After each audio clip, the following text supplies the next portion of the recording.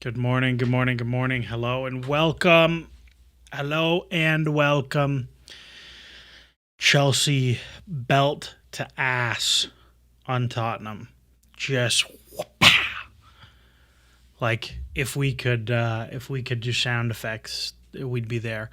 Um Actually, I just clocked that I didn't update the points, so I'll update the points later.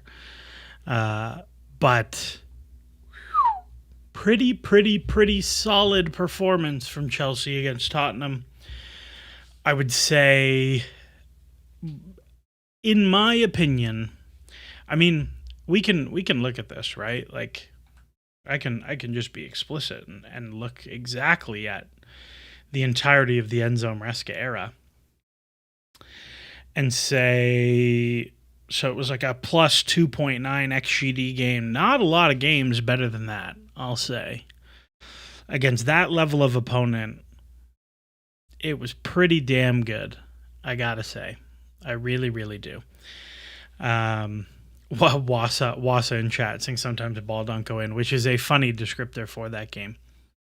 But we got the whole gang here. Yeah, so Chelsea beat the brakes off of Spurs. That's the only way I can describe that entire match, really. Opta has since updated their model to 3.7 to 0.1. And the original measure for the game was like 3 to 0.05. And there was Opta put out a tweet saying it was the lowest XG Chelsea have ever conceded in the XG era. However, I don't think that is true because I went through, and I said the same thing, and I went through and looked.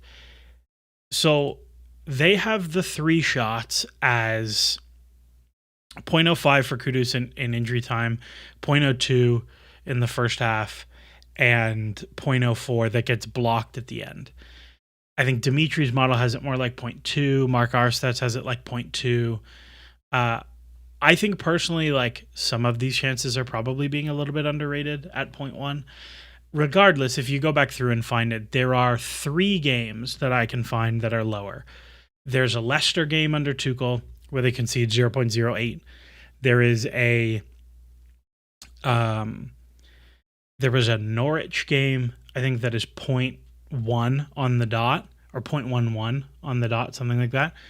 And then the legend that is Graham Mackery messaged me and said, under Conte 16-17, there is a one-shot Everton game that is like a Mirallas header outside the width of the goal, or like a crazy flick that is almost certainly going to be lower. So it's probably not the lowest, but it is certainly the lowest under Enzo Maresca. And it was, in my opinion, a very comprehensive defensive performance across the board. And I don't think they did anything particularly special defensively. Tom Coley says he was at his 25th birthday party. Happy belated birthday. Watching yesterday with some Chelsea and Spurs fans, and he loved the amount of XG chat at full time, which is it's always XG banter is like extra banter. I will say, I don't have it with me. My friends, as a joke, for my birthday, bought me AirPods that has XG engraved on the case, which is pretty funny. But in terms of what Chelsea did in this game, like, we can talk about the attacking things. The attacking things are not that interesting to me to talk about because almost everything good that Chelsea got in this game was transition. Like, the goal, if you look at the first half, the goal is Moises Caicedo single-handedly generates an unbelievable transition through, like, force of will as a human being. Like, there are three giveaways, and he wins it back every time. And Neto gives up on the play multiple times, and Caicedo's like, I am winning the ball here now. Let's go. And they get a huge chance out of it. And then there's like, I think it's like a second phase off a set piece, or it's like a regain, and then it's a cross for João Pedro that Vicario makes a very, very good save on. And then in the second half, again, like all the big chances are, there's one that's like a cutback for Pedro Neto that actually it looks like they took away, unless it's literally right on top of that Enzo Fernandez chance. It is. But other than that chance, it's like transitions at the end that I thought actually Chelsea ran pretty well. Like I thought Estevao was very useful as a passer. I thought Enzo Fernandez had a very good game going forward. But Chelsea didn't win this game because they were so good in possession. They won this game off of being just very, very, very good in the press and pretty organized at the other end. And then Spurs being somewhat uninspired. But what I want to say, and like, I don't want to take a victory lap and dunk on people, but if you look at this game, Spurs played two players, two attackers that like a lot of Chelsea fans were desperate to have. People really, really, really wanted Kudus. People really wanted Kudus. And I was like, this guy does not have a history of production in the Premier League at the level that I am paying the fee West Ham are going to want for him. I really liked Kudus as a gamble from Ajax. I thought the fee was very reasonable. I thought the wages would be reasonable. That I liked him as a gamble from Ajax. He has not panned out as such in the Premier League. This is not 60 million production. Like, yes, he's got 4 assists, but like, he does not have control over guys finishing super hot on his passes.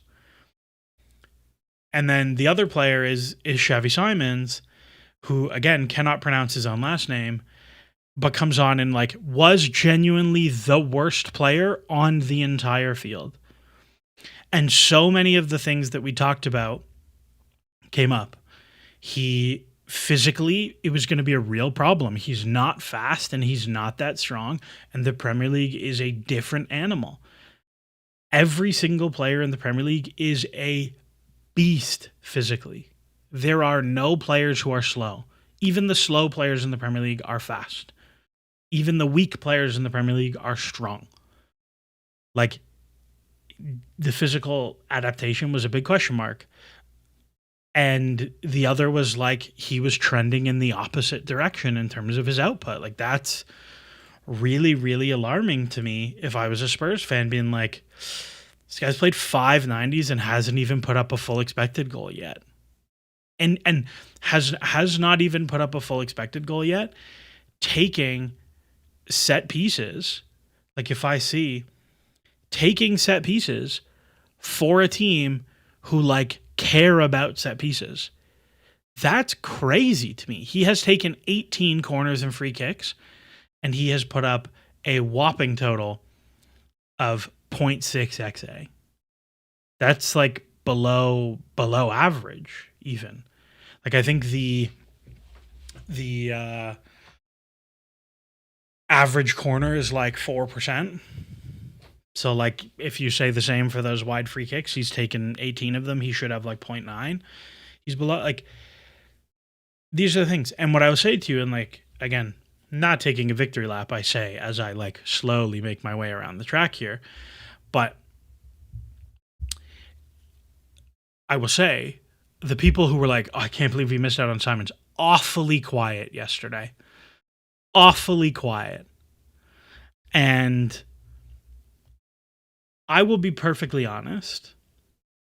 If you don't ever talk about the ones you get wrong, that you're like, I think this player is going to be good, and they're not good, I do not believe the ones you get right.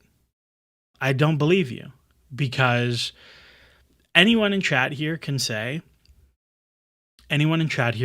like, Kieran, who was a player you thought was going to be really good and they didn't work out? We've talked about it on stream before. Like, my biggest ever miss is I thought Harry Kane was a pud. I thought he was not a good footballer. And like, I'll be open about the players that I thought would be good, didn't work out. It happens. Like, that's the reality of recruitment, is like only 45% of transfers work out. Something like that. It's a pretty low number. But when you think about it in the grand scheme of things, like, if you just hide 50% of your misses and say they don't happen. You delete the tweets or you ignore them or whatever. Like, how could you ever get better at this? I don't know. It's the thing I don't love. Anyways, what did Chelsea do in this game defensively? Why were they able to keep Spurs to such a low XG? Well, I think the number one place to start here is Roberto Sanchez, who had a frankly comical game as a cross-claimer. Spurs, I believe, had 6 corners. I will double check that. At one point, they had 6 corners. They did have 6 corners, and Sanchez had 5 high claims. That is insane. And to the point, Enzo Maresca decided to defend long throws in a different way, where when Spurs would go to get a long throw, they'd just like kind of park all the guys in the box and Kevin Danso would take it. And what the long throwy teams have been doing is you can turn them into corners, right? Where you put enough players just in the way of winning the long throws, and so that you're not going to get a good clearance, right? Because one of the things with throw-ins is they're so much slower that it's very difficult to get distance on your clearance. And so then you, as the long throw team, can just put guys framing is the phrase people use, framing the penalty area, so that if there's a knockdown, you collect the knockdown. Like, that is the whole thing with long throws, is not that you are scoring like salmon headers off of long throws. The whole thing is that there's chaos, there's knockdowns, and you score like garbage off of it. What Chelsea decided to do, and so like now imagine if I bring all of Chelsea's players back in here, and everybody's in here marking, and we've got all these players here that like Spurs can just leave 2 players, and all of a sudden, like, this is a very difficult situation to defend. There's so many bodies. What Chelsea decided to do was, you're going to go stretch, and you're going to go stretch, and you're going to go stretch. And we're going to leave all 3 guys super high and say, okay, well, we took 3 bodies out, but they're not going to want to stay 3v3 because that's a risk. So actually, they're going to bring another guy here. And then because they have that, they need the guys on the edge. So then this guy goes here, and then this guy goes here, maybe. And all of a sudden, because of that, well, now João Pedro's probably still in here, but Enzo can go here, and Cucurella can go here. And now, instead of it being like 8v8 in the square in front of the goalkeeper, well, now it's 4v4 or 4v3. And now it's a way less messy situation. And one, it enables, like, Sanchez can be much more active on the long throws. But also, it makes it much harder to set up blocks and picks and things like that because the space has been cleared a lot. Do I think this is going to work long term? I don't know. Like, I was telling somebody on Twitter, I think it was the 2010 World Cup that Argentina or Mexico, I cannot remember which of those teams, but did this for corners, that they would leave 3 guys high on corners, and it was ineffective. However, corners are like much more, you can take the keeper out of the game a lot more with the long corner, with corners, than you can with the throw. And they're much more dangerous for like scoring directly. Like, the reality is unless the ball falls to someone's feet, which almost happened in the first half, it fell to like Palinha in the box. Unless the ball falls to someone's feet, it's very difficult for someone to score directly off of the long throw. And giving Sanchez room to be dominant in the air, I think, is a really, really, really, really smart strategy, to be honest. And so he had 5 claims from 6 corners and however many balls served into the box. And like, if you look at the history of Bob Sanchez, his cross claiming has been consistently very good. Like, you have the 1 down season at Brighton, but other than that, like 12, 13, 16, I cannot explain to you how high 16% of crosses claimed are. Like, that is a number that is so far, like, actually, if I just go like top 5 leagues, right? And I look top 5 leagues, FBref, we'll go to the advanced goalkeeping, and then we'll go by percentage. Okay, there's launch, there's stop percentage. So you have Geronimo Rulli, who is claiming 22% of crosses faced, which is a frankly ridiculous number as well. My God, 22%? Jesus. And then you have Nick Pope, 18, Elia Caprile, who I don't know, 16, and then Sanchez, 15.7. Like, it is a crazy, crazy, crazy number. Crazy number. Ahmed Abdelkader says Raya is similar in this regard. He is a pretty active cross claimer, for sure. Like, to the point that he's a little bit down this year, but the other 2 Arsenal seasons very active. I think like one of the things that's interesting is like cross claiming often is a team style metric as much as it is a goalkeeper ability metric. Like Jan Oblak has, if you look at Oblak's cross claiming metrics historically, if I recall, they're very low. Yeah, they are. His cross claiming metrics are basically 0. And a lot of this is because old school Atleti, so like 2017, 18, 19, so on, so on, so on, they made a conscious decision as a club that he's not coming for crosses. And Godin and Juan Jesus and like all the big Atleti center backs can just go win balls in the air, and he stays home. To me, when you have someone like Sanchez, like, you have to use it. You have to use it a lot. Wassa says someone needs to check whoever's doing the Sociedad games. I think Rulli plays for Marseille now, but the point remains. And so I think when we bring this back to Chelsea, like, if he's going to be a very active cross claimer, and like there were crosses like where Spurs, if you go back to the very beginning of the game and someone asks like, were Spurs out of ideas, very early in the game, Spurs were making a very deliberate attempt to hit back post crosses to late runners against the offside trap, which like is a thing that we have talked about as something Chelsea are susceptible to, that when they get into the offside trap mode, everybody is very focused on the ball. Like if I take Chalobah and rotate him, very focused on the ball, right? That if there is a late runner from behind, they can get really, really good chances out of it. And there was a very deliberate, like 4 possessions in a row, that Spurs have hit massive diags to the back post and floated crosses to the back post.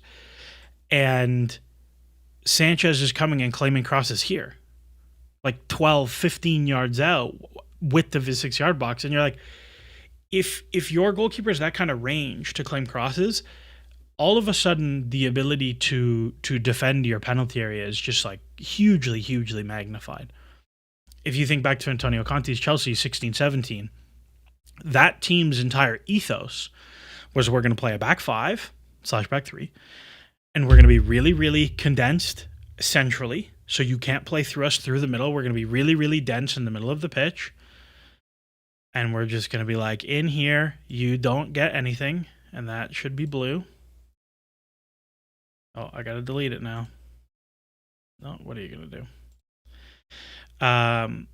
And outside of that, like, you're just going to come over here and you're going to cross from over here and you're going to get down here and you're going to cross, and we're going to do that. And Thibaut Courtois is just going to claim every single thing inside here. Like, you have no shot. You have no shot when your goalkeeper is that good on crosses. So I think it's wise to set up defensively to let him do that. And I think having the players high is at least an interesting wrinkle. If you told me that, I think like a weird thing is that people are mentally more. I think if you actually took the data, I think this would probably not be a super effective strategy. I think actually the attackers would get more value out of being like, okay, we'll leave it 3v3. Have fun. Like, we're going to put everybody in, and now we'll do a 5v5 in the box. I think they would get more value out of that than it would be worth for Chelsea in this instance. However, I do think this is one of those things that if Sanchez claims a throw and starts a transition and Chelsea score, I think that might be enough of a barb for the teams doing the long throws that they're like, ooh, maybe we don't want to commit all the numbers here. Maybe we got to be a little bit careful about this. Like, I do think that teams can be mentally a little bit reactive to things that are actually not that dangerous. Like, I remember during Rory Delap Stoke teams that teams would put stuff out for a corner instead of a throw-in because they were so scared of the throw-in. If you recall that being a thing. And like, that's a dumb thing to do. Corners are still better than long throws. But I don't know. I think Sanchez being this good on cross-claiming really, really opens up the door for Chelsea to be a pretty good defense. And I think the other thing to talk about as I kind of reset all the Spurs players on my map is that I thought Chelsea's press looked really, really, really good. And not just good in a safe way, but good in a pretty sustainable way. Let me kind of fix all the dudes here, and then we can see. But I've said it. I feel like I've said it many times now. But Chelsea really do. The team very much goes where the press goes, and when Chelsea press well, it makes everything else work better. The in possession stuff works better. The transition stuff works better. You win the ball so much higher that the regains are a lot preferable by comparison. Like if I pull Mark Stats Bot, if I pull up this game, like Chelsea's defensive action height was 49, so on the halfway line. They had 57% field tilt. Expected threat, pretty strong division. Like, I just think when you look at deep entries, super high, penalty box shots, really nice. PPDA, stupid high. Like a 6.6 PPDA is Bundesliga stuff. 8 high turnovers generated. Like, you're pretty happy with all those things. But I bet you if you plotted like the average value that each possession started at, it would be pretty high for the season. And specifically, the things that I liked about the press. One, this is like a dumb, obvious thing, but I thought the actual intensity of the players to sprint and close down was very, very, very, very, very, very high. I thought James, Enzo, and Caicedo were all phenomenal defensively. Phenomenal. Enzo Fernandez is going to get stick because he didn't score his header. But the amount of yards that him and James got through was bonkers. And not only was it bonkers, but I think one of the sequences that is really emblematic is what we saw a lot is that Vicario is a pretty uncomfortable passer. He's not great in possession. I think Vicario is a very good goalkeeper, but I don't think he's a great passer. What we saw a lot was João Pedro would apply pressure and would flow in such a way that now Vicario can only play in this like quadrant of the pitch, right? And this is great. That's like good striker play, cut the pitch in half. And what would happen is Spurs players, the midfielders in particular, would start high to push the midfielders back and then try and arrive into the space. And what would happen is Neto would be kind of like hedging to jump to the center back, right? Like this is the thing that Chelsea do where as the goalkeeper plays along, they try to have the winger jump and the 8 jumps and the fullback jumps and everybody slides one. And that's how you manage your man-to-man marking stuff. That is generally how Chelsea approach it. And what we've talked about a lot on stream and what we talked about with John McKenzie was how much better can this be and how much can you solve this if actually your wingers are way better about deciding when do I jump versus when do I stay, and how can I impact the decisions Vicario makes or the center back makes without taking myself out. And what I thought Neto did really well, and we'll talk about Neto, who I thought did not have a very good game, but I thought what Neto did really well, and in particular what I thought Reece James did really well, is that Vicario did not want to play the center back very frequently, so he would go straight into midfield.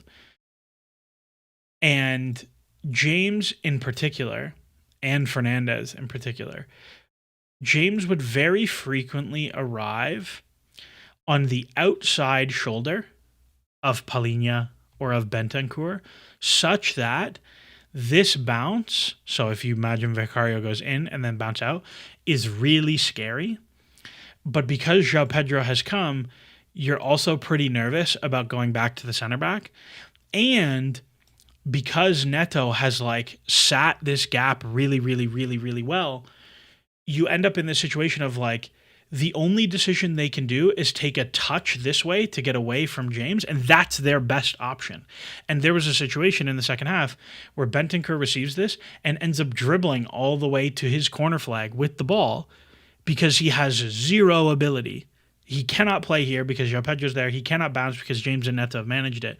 And it was like, it's the kind of thing that if you think about the press for Chelsea compared to the press for a team like Arsenal, Chelsea have not had that moment of like player receives inside the structure of the press and you just suffocate the net. You just shrink, you tighten the net, you trap them, they're there, and then you generate the turnover. It is very often interception for the turnover or tackle for the turnover, or you get played around and then the fullback dribbles and you go.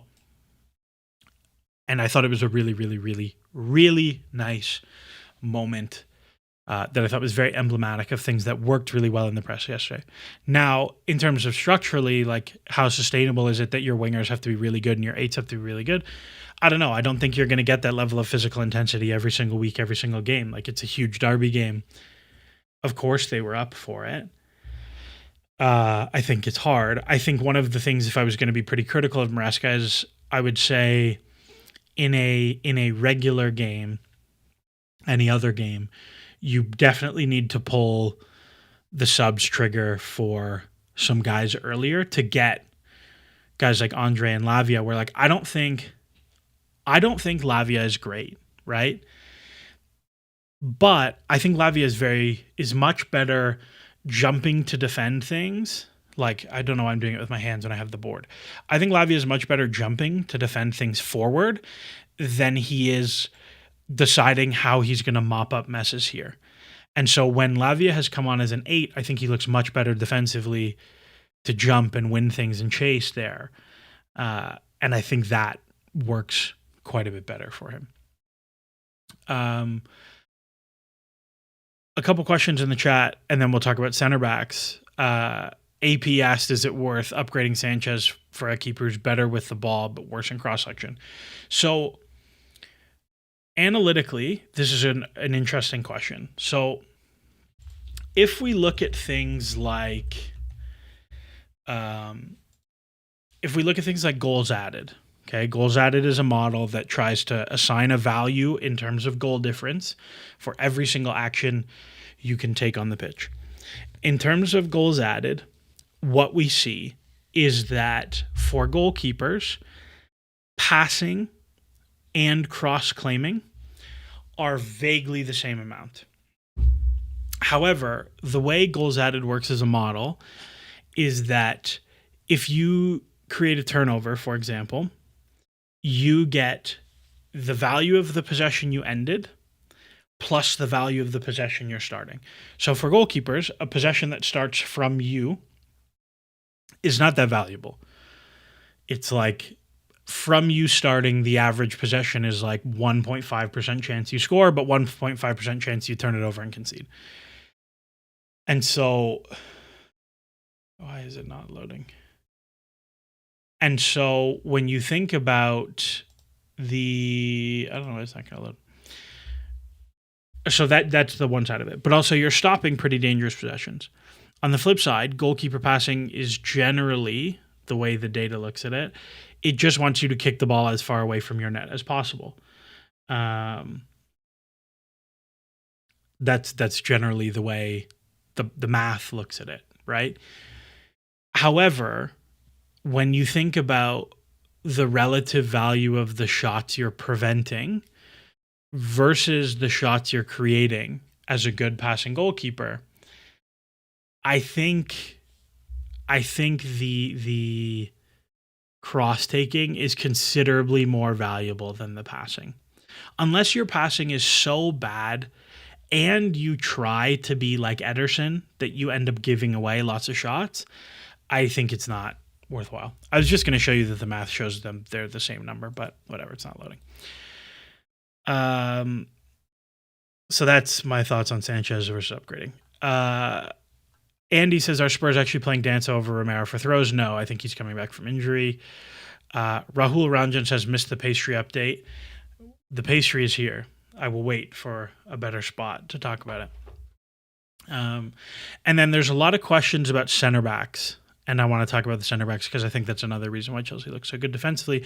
And Dimitri dropped in and said average possession start is in his match report, and it is super high for that game. So we can go see the McClocky and see what and that it was super high for that game.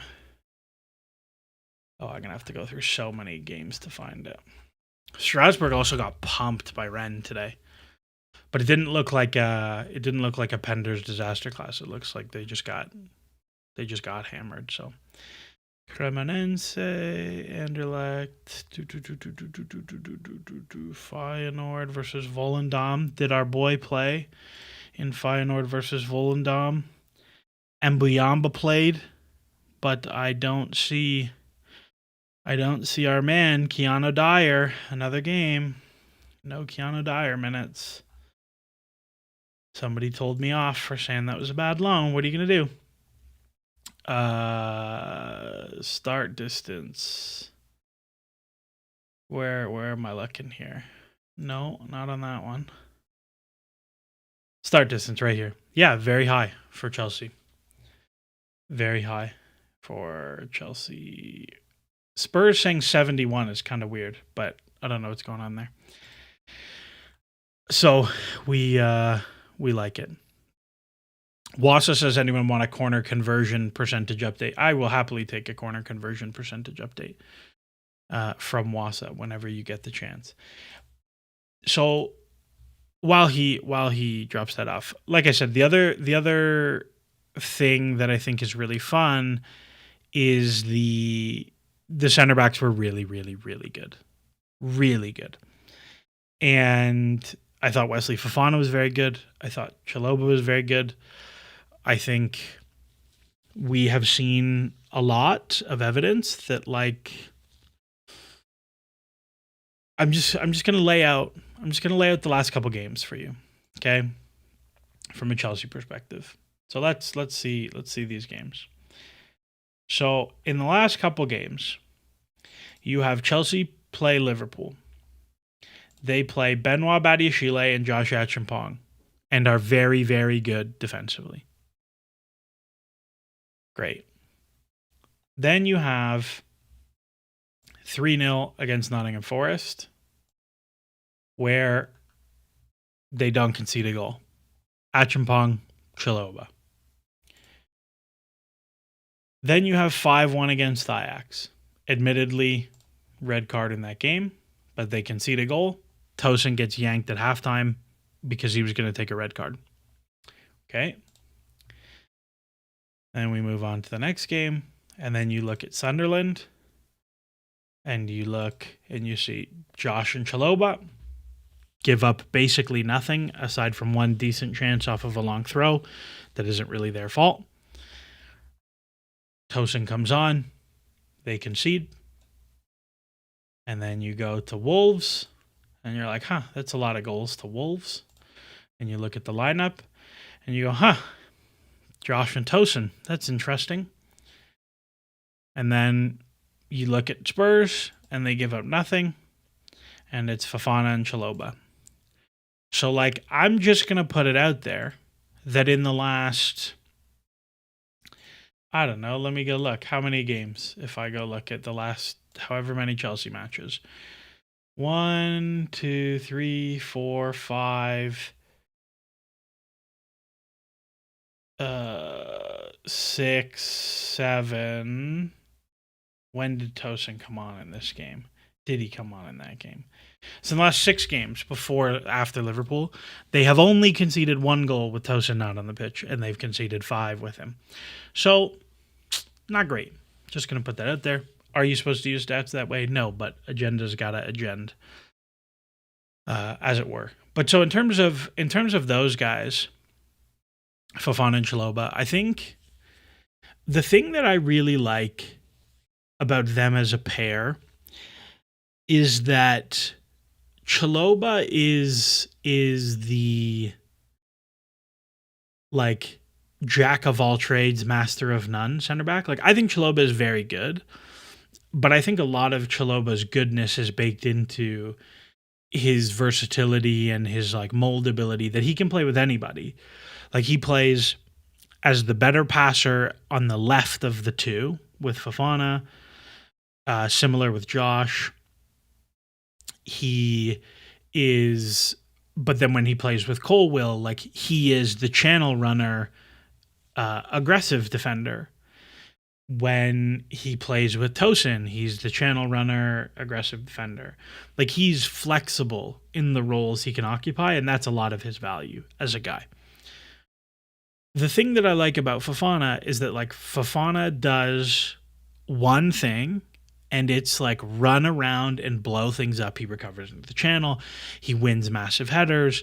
He like goes and smashes people in midfield. He like nicks in to start transitions. Like, those are the things that Fofana does really well. He's very, very quick, and he's very aggressive. In the cat versus dog center back evaluation matrix, he is a dog. D-A-W-G, dog. Tosin is like, I don't know. He's like a stuffed cat. He's just so passive and like doesn't win. Like, he wins aerial duels, but like he's just not that impactful, and like he doesn't add enough as a passer. He's really bad when he has to defend transitions. Like, I just thought Fofana Chalobah worked really well as a pair, and I did not love that Enzo made the sub at the end for him. I understand why. Like, Spurs were shelling the box, fine, but I wouldn't do it, man. And I think when you think about like what maximizes Chelsea's press, like, you need 2 mobile center backs who are both comfortable like following this guy into midfield to nip and win, and also recovering into the channel behind somebody else. And I don't think Tosin can do that, and I think that's a real problem. HK12346 says, if we were to sell 2 center backs and get one, who are your choices? I assume one is Tosin. / would you rather not get one? Plus, is Benoit West our best partnership? So, like, assuming I can't say Disasi,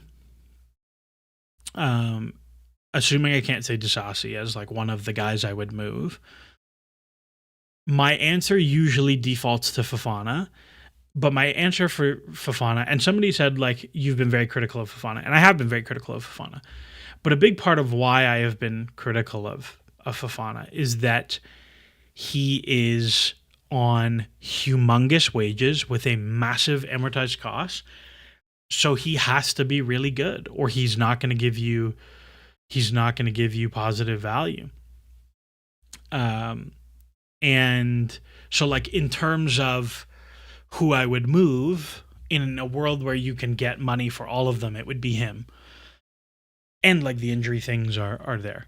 I think in terms of the core group, though, I would be totally fine with carrying Fofana, Chalobah, Achimpong, and then Cole Wilbat Ishile as your core group of 5. Like, I think that's a good place to be. If I was trying to be like optimal in terms of squad usage, I would probably do like, I'd probably move Gusto and then have Josh eat a lot of right back minutes. I'd probably do something like that. But I don't feel super strongly about doing that.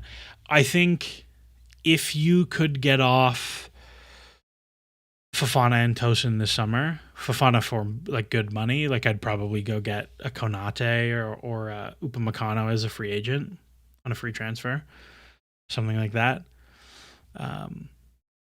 But I really don't think, and I've said this like pretty repeatedly, I do not think the defense in terms of goalkeeper and center back is like the thing holding Chelsea back from winning a title. Do I think they can be improved? Yes. Do I think they can, like, there is room to be better there? For sure. And like part of that is Josh. Like, if Josh is going to be really, really, really good, I think you've solved it then and there. And if Sanchez, like, as he becomes 27, 28, 29, just stops making errors, like I said in the, what's it called? The 10 stats that define Chelsea's season, one of them was like Robert Sanchez errors that lead to shots, because he's been really bad at leading stuff to shots. But this year he has not been. And like that would be very helpful for the team. I think the real issue, and the issue that like did not really get solved in this game, is you just need so much more from the wingers. You need so much more from the wingers, and you probably need more from the nines. There are plenty of days where so Chelsea win this game 1-0 and are very deserving of winning this game 1-0. Or of more than 1-0. There are games where they get got and draw 1-1 because Gittins misses an empty goal and João Pedro misses a chance and Garnacho was like kind of mid and Pedro Neto was pretty bad. Like, there are games where you get got in a big game because of that. And I just think if this team really wants to go and actually win things, like, and obviously like Cole Palmer isn't playing.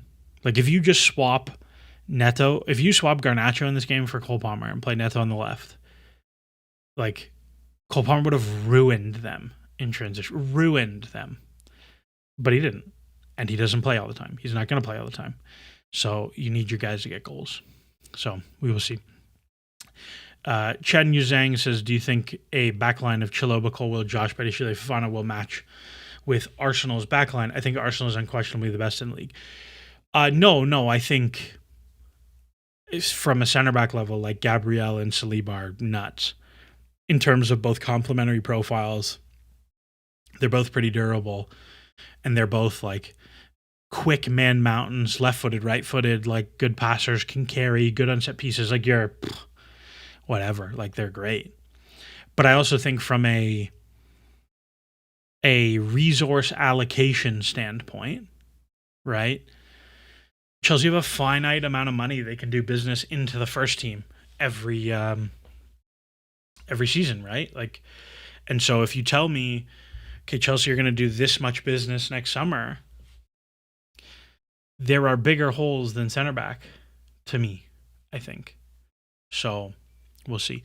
Adam Knows Ball wants to know, can I speak on a partnership of Josh and Fofana? Would it work? So I think that's an interesting thing. So I tweeted something yesterday, like, if you play any two of Colwill, Badiashile, Fofana, Chalobah, Josh.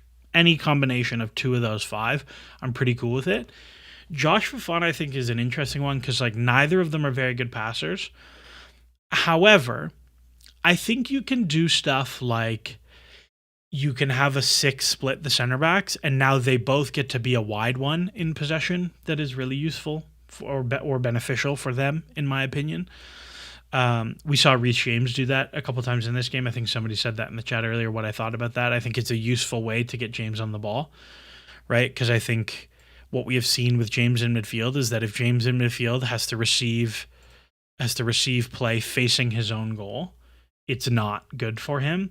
But when he can get on the ball facing forward in midfield positions, he's very useful and dangerous. So I think that's a solution.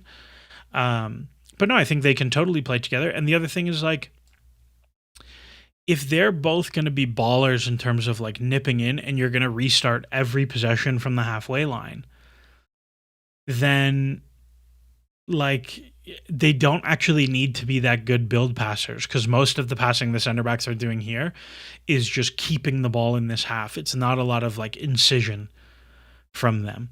It is play to Caicedo, circulate. Like that's kind of the way it goes. So I think it can totally work. And Thomas Wilkins says also Kenda solves all attacking issues next year, no questions asked.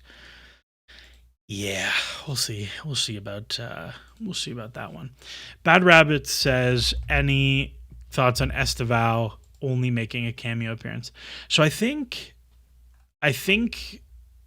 that Maresca is being pretty responsible with Estevao. I thought he was going to start Estevao and Neto for this game. Like I think I tweeted something like "sure lol" because I was pretty surprised about the wingers, and I was pretty surprised about Gusto starting. I thought Andre would start, but like Estevao plays 60 minutes midweek. He plays 15 minutes the other day. Like I think he's being pretty reasonable and responsible with him, and he's putting up like nuts numbers. Like he put up 2/3 of an expected goal in 60 minutes against Wolves.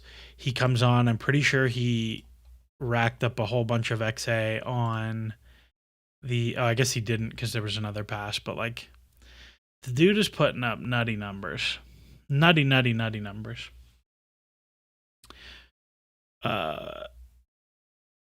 Fuzzbrain says, "Did I miss the pastry update?" No. Let's talk pastry. So today I have this is kind of weird. I have a tarragon and poached pear tart. So it's a sugar poached pear with like a tarragon sauce underneath. That is what is awaiting me post stream. Penyal Obang. Do I think to win bigger trophies, balance long term, Palmer and Enzo can coexist in this team? I feel not, because of the ball work. I'm curious if that's like a sentiment lots of people think. What does chat think? Are you guys like Palmer, Enzo can't play together because you need them both central? Like what's the long-term thoughts, Palmer and Enzo?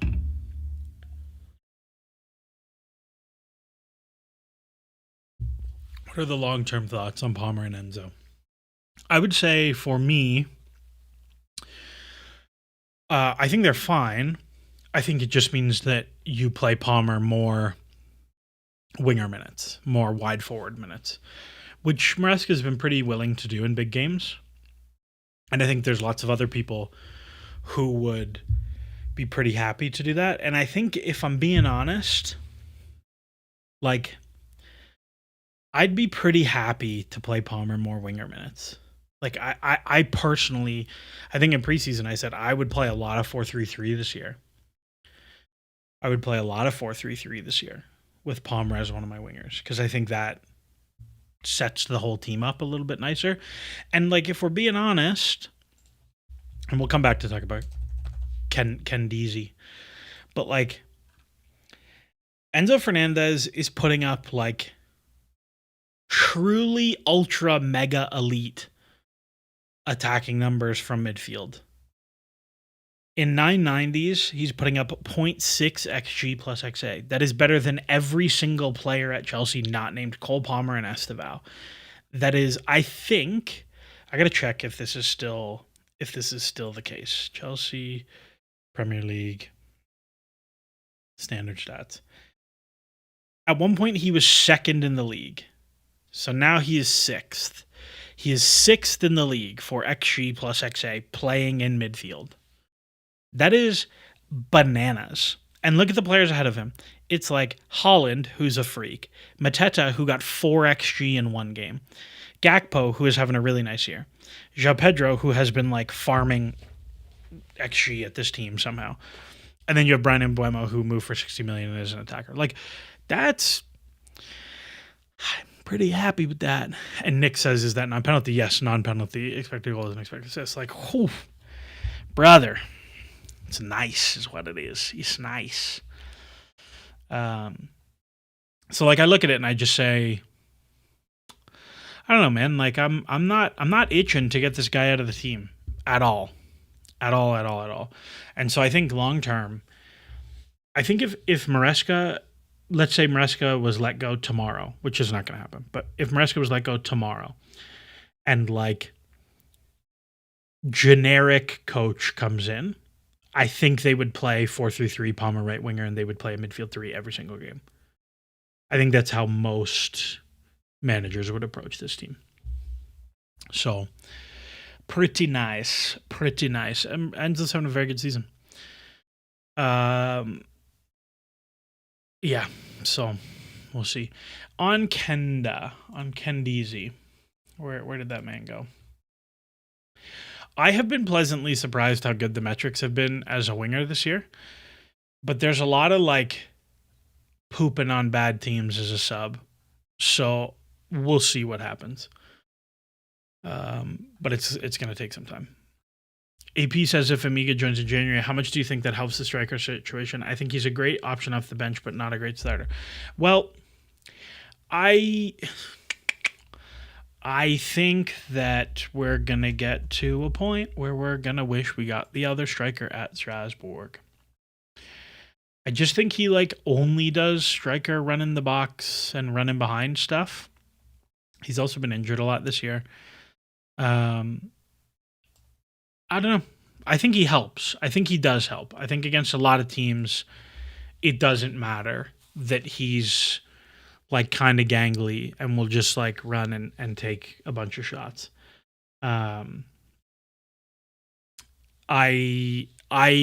Still think he probably will come in January. But I guess I don't know that for sure. I don't know. I think he will help because I think he's much better than Mark Guiu. But I don't think he's going to like answer every question. Let's see. I got some questions about it. Somebody else asked like what's the deal with Sarr for next season from Strasbourg and who was the other one? Thomas Wilkins says can we talk about the Anselmino dilemma? So I think being honest about next season, I don't think either Sarr or Anselmino are that close to playing for Chelsea. Sarr is playing lots, which is good. But there's not really anything I see that I'm like, yeah, this guy's a Chelsea level player. I think the passing stuff is really not good. And especially when you consider he's playing in a 3, like 2 progressive passes a game is just not even approaching good enough to play for this team. And then Anselmino is the opposite of this, where Anselmino and Gretelmino has shown bananas passing numbers for Dortmund's back threes. 7 progressive passes in 290s, 290s, and very high dual win rates. But he is on the Carney Chukwuemeka fitness regime of like just constantly injured. So I think in both cases, I would be pretty open to another loan deal. The SAR one in particular, like if somebody came to you and offered you 20 million for SAR, so you made like a quick 8-10 million profit, I would this is so horrible for a player who has never played a game at Chelsea, but like I would not be mad about quick player trading profit and move on. I would not be mad at all on that front. But I don't know. It is a weird one. Anselmino, I think, just needs a lot of time to play. Wasa says Anselmino is injury prone in Argentina. I don't know why we did this deal. This is one of the things I flagged, was that Chelsea paid a full fee for a guy who'd had like multiple hamstring injuries at 19 years old. Like that's a big red flag. Wasa says, I don't think we have the A-list salary cap to get Amiga in January. I don't know. The reporting from the Chelsea side was like they have money. Like they could do the Fermin Lopez deal in the summer for 45 was the number. So if they can do Fermin Lopez, they can probably do Amiga. But I don't know. I also suspect we will see some outgoings in January of dudes at the club. Like I think Disasi will go in January, and I would bet a considerable amount of money that Chelsea buy out Raheem Sterling in January, rather than waiting for next summer. That's my guess. That's my guess, but I don't know. We'll see. Adam Knows Ball says, you said Lavia isn't a good progressive passer. I disagree. He's a pretty good passer on both feet in between the lines. I think Romeo Lavia is a pretty passer, but I don't think he is. I think we have to be careful with language, because when I say good, I mean that Lavia does not progress the ball in sufficient volume, is what I mean when I say he is not a good progressive passer. 55th percentile for progressive passes. I can pull up my clock bot and see what it has it for, like progressive distance. But to me, for the amount of possession that Chelsea have, he should probably be significantly more progressive in the metrics, even if that doesn't mean anything, right? Like, I think that it's a hard. I mean, like, just hasn't played this season, so this is going to be a waste of time. But I just think when you look at all the Lavia stuff, it's like he's fun to watch. I see the appeal of why people like watching him. This is pretty nice. This season looks better in short minutes. But I think in general, I am queasy about his ability to progress the ball. And also the other part of this is like defensively, he's a sieve. Yeah, like this is not last season. This is not enough. This is great. No turnovers is great. That's like a huge part of his role is don't turn the ball over. But let's see. I will say I like him considerably more as like a press resistant, carry the ball through the middle third 8 than I do as a 6. So let's see what that looks like. Chelsea aren't getting off the deal. It's not happening. So there's no point in me like bringing it up. He is gonna be here, so you may as well use him as bodies in midfield. Fuzzbrain says, as we given Sanchez his flowers, yeah, we spent a lot of time at the beginning. And HK asks, we need the Xavi Simons thoughts, who we also talked about at the beginning. So that's where I'm at. Chelsea defended Spurs really, really well. And I thought the press looked really good, and I thought the center backs looked really good, and I thought Sanchez looked really good. And when you play at that level of intensity, I think you're going to win a lot more than you lose. And that's pretty nice. Leaves Chelsea 6th in the table, 2 points out of 2nd. It really is a clusterfuck from like 2 to 10. Just a mess of like a bunch of not great teams. We'll see. What's interesting is I was looking at some of the like big picture modeling, and like when you strip out the like red cards and penalties and stuff because we're so early. Like, so if you look just even game state, just even players, Chelsea are 4th on XGD, but like a very clear 4th. Pretty good goal difference. And then when you open it up to all score states, and 11v11, Chelsea are 2nd, which is like pretty nice. Like it really is. They really are just getting dummied by. If you take penalties out, it's 3rd. Just getting dummied by the red cards. In a fairly small sample size. I wonder if I take out any of this stuff. No, it's all about the same. So we'll see. I think it's funny. I was like updating the sexy spreadsheet yesterday, and before this game, it was like Chelsea had a negative expected goal difference, and this was like 0.94. But then last year's Spurs game, which we won 4-3, but did not play very well, it was like a -2 expected goal difference, and this time it's a +3 expected goal difference, and you just get this like huge 5-goal swing in the sexy spreadsheet, which I think is pretty funny. But again, like you look, it's mostly on the attacking side. It's mostly not the defensive side where things are a problem. And if I was to strip out, I'm sure if I stripped out the 11v11 portion of these games only, it would probably look much more similar. Much more similar. Like Brighton pre-red was like 1.8 to 0.2 or something like that. So, I don't know. We'll see.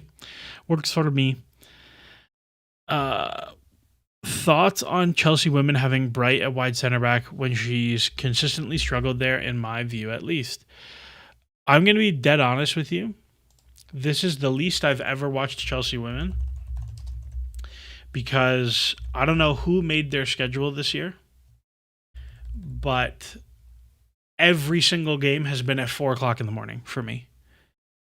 And like, I've been struggling. I'm not going to lie to you. I caught the last like 20 minutes of the London game, and the Champions League games are at lunchtime, and I'm at work, and so I can't always watch.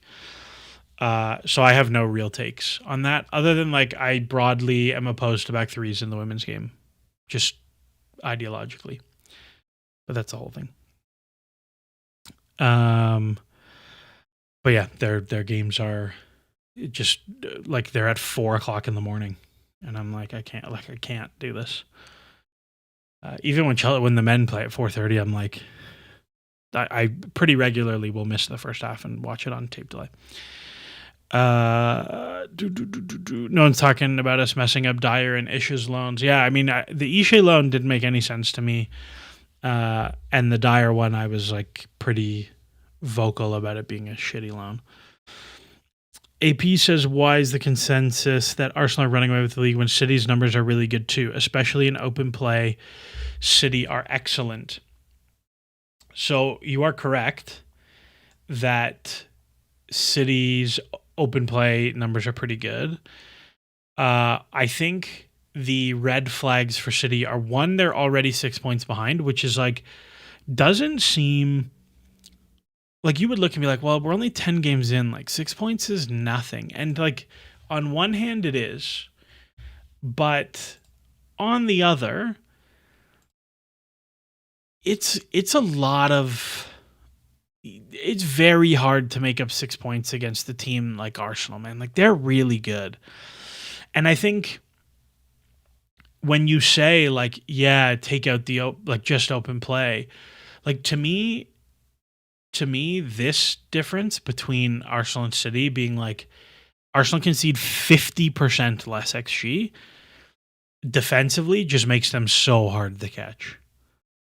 Like they are defensively, in my opinion, they are the best defensive team since Chelsea 2004 2005 or 2005 2006, and by a lot. Like they are a bananas defensive team. I don't know. I will say, like, you can go back to the points projections. Like, I had Arsenal as the best team in the league by 5 points, which is a huge number. A huge number to be ahead. So, like, if I thought they were 5 points better already and they're 6 points up already, like, they're not getting caught. I don't think. So we'll see. I think a nice thing for Chelsea is that like a bunch of the teams that I would expect to be competitive with them for Champions League spots, like Spurs and United have pretty decent points totals, but like Villa and Newcastle both look pretty rubbish, which I think is helpful for you. So we'll see. Wazza says Arsenal are +8 goal difference and +3 XGD on corners alone on City. Yeah, I mean, they're pretty nuts. They're like, it's weird. They're behind on their open play XG, but they're ahead on their corner XG. So it's like it's multiplying the narrative of Arsenal on set pieces when like they've been actually very good in open play as well, but just the goals are kind of weird. Bosale Prathamesh says, "What's my lineup for Karabag?" Is it away? It is away based on the time. I think you're going to be pretty conservative with who you bring. Like, I'm not bringing any of the injured guys. Like, I'm not bringing João Pedro. I'm not bringing Enzo. I'm not bringing Caicedo. You're probably looking like getting Esteval start, Guillou or Delap start, Andre Lavia start. Like you're probably gonna go easy on James with like a Gusto start, and then it's probably like Josh and Tosin center backs, something like that. Hatta left back. Like I think you go full rotation, given the travel and that like Karabag have been kind of sticky. Like they've actually been not rubbish in terms of results, but like this was not a competitive game. And I think they nearly drew Benfica. I think they lost like 2-0. They beat Copenhagen. Copenhagen are pretty terrible. Oh, they beat Benfica. So I don't know. I would not be itching to play guys. So I think you're going full rotation. Like I think Ty should probably play. Like Ty, I think Ty has been pretty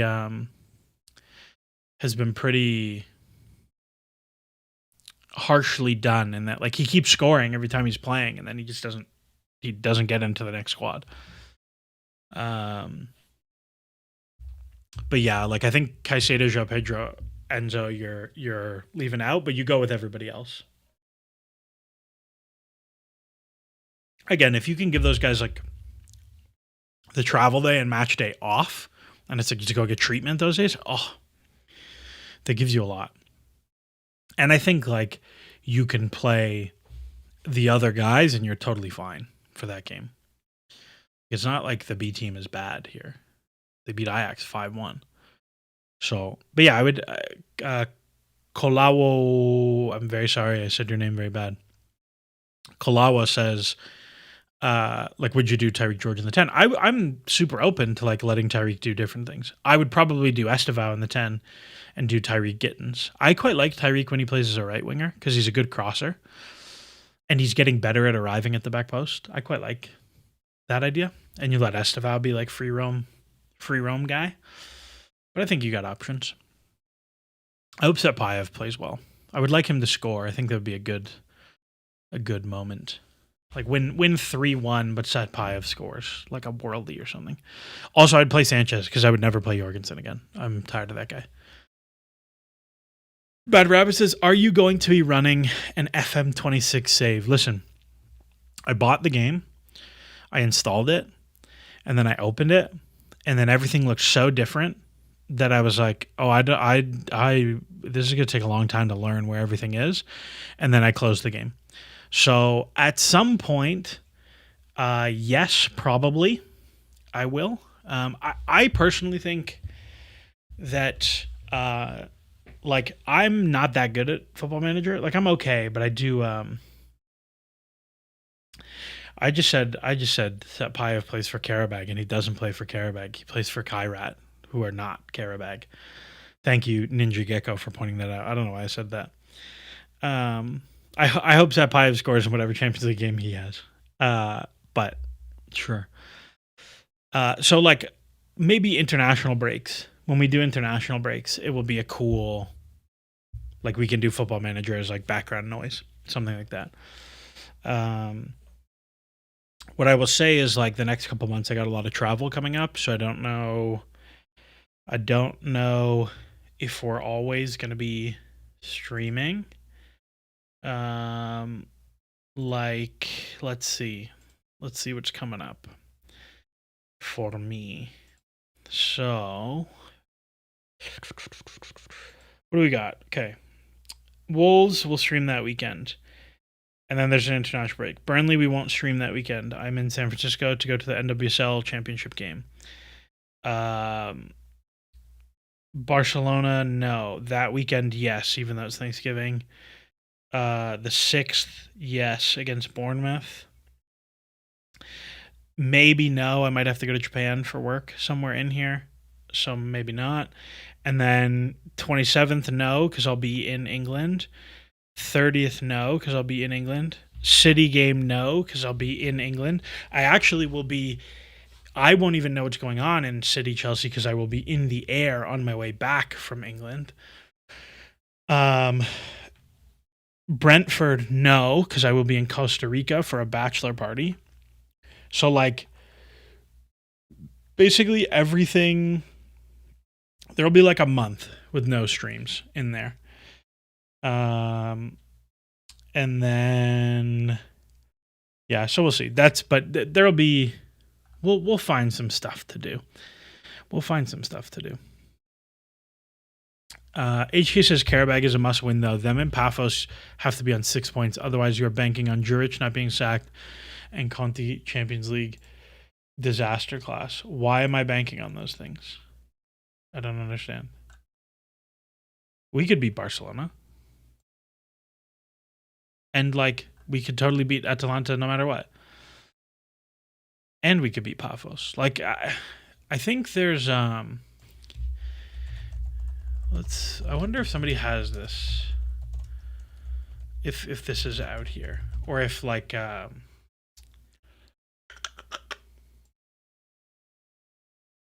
wonder if Opta analysts have it for Champions League. I have not looked, admittedly. Sure, man, whatever. Champions League predictions. So Chelsea are 11th, and we are expected to come 15th. Sure. Okay. How about you fuck off then? And so we'll be just out based on their predicted. We'll be just out. 51% chance we get a bye. And 51% chance we make the knockouts, 48% chance we make the last 16. That doesn't make any sense. That seems impossible.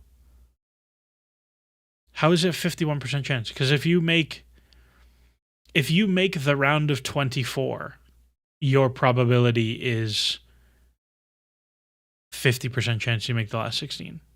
And I would say Chelsea are way above 50% chance to make the last 24. That'd be crazy. This seems very odd. But I don't know, whatever. Win against Karabag, win against Paphos, and like you're probably fine. You'd be on 12 points. Yeah, you'd be on 12 points, and then you have like Barca and Atalanta, and like, what was it last year?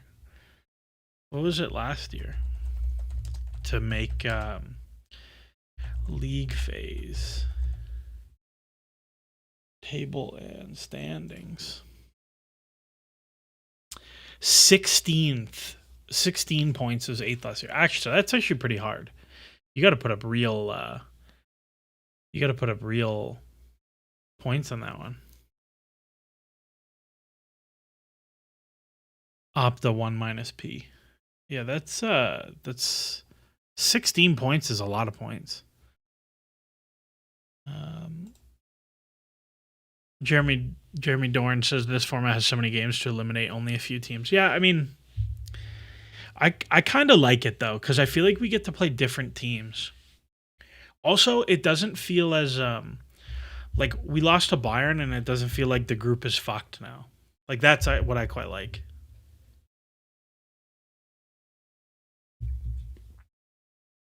We could totally beat Barca. That'd be fun. I don't think we would. I don't know. At home, you never know.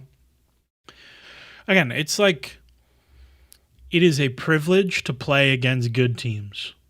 Like if anything in the past like couple of years has taught me anything, it's that getting to play against good teams is fun. It's a real privilege to watch your team play against other good teams. What else is going on? The Blue Jays last night, pure depression. I went for a walk in the desert this morning, if you want to know how I was feeling post Blue Jays. So that was great. Yeah, I don't know. I don't know what we're going to do. What else I want to talk about? What tabs do I have open? I have what's his name? Nazar Kinsella like tweeted a thing saying we have more clarity on how Dave Fallows' role is going to work. And then this is the entire article. Is the unique approach by Chelsea will see Fallows lead football development at the club, focusing on scouting and data, loans and player pathway, and overall staff development across the men's, women's, and youth teams.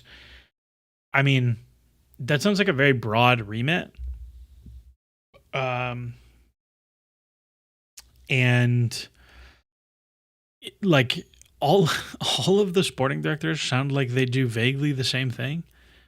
And that's not a good sign. Like, you have Paul Winstanley and Lawrence Stewart are co-sporting directors. So, like, of the 5, they're the top 2. Okay. Then you have sporting director, but for scouting and talent.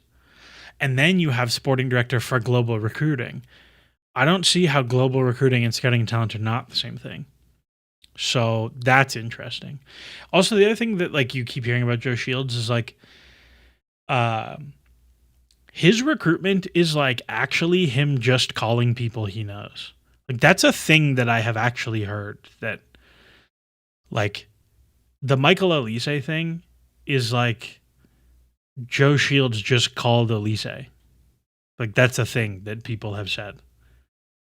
Or like Lavia, like Joe Shields just called Lavia and was like, do you want to come to Chelsea?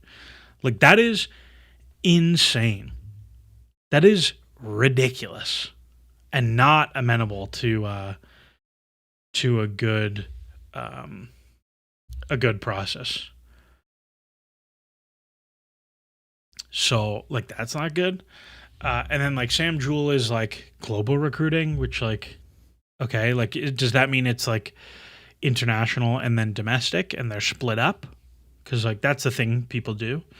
I'm always very curious about scouting structures. Like, what's the best way to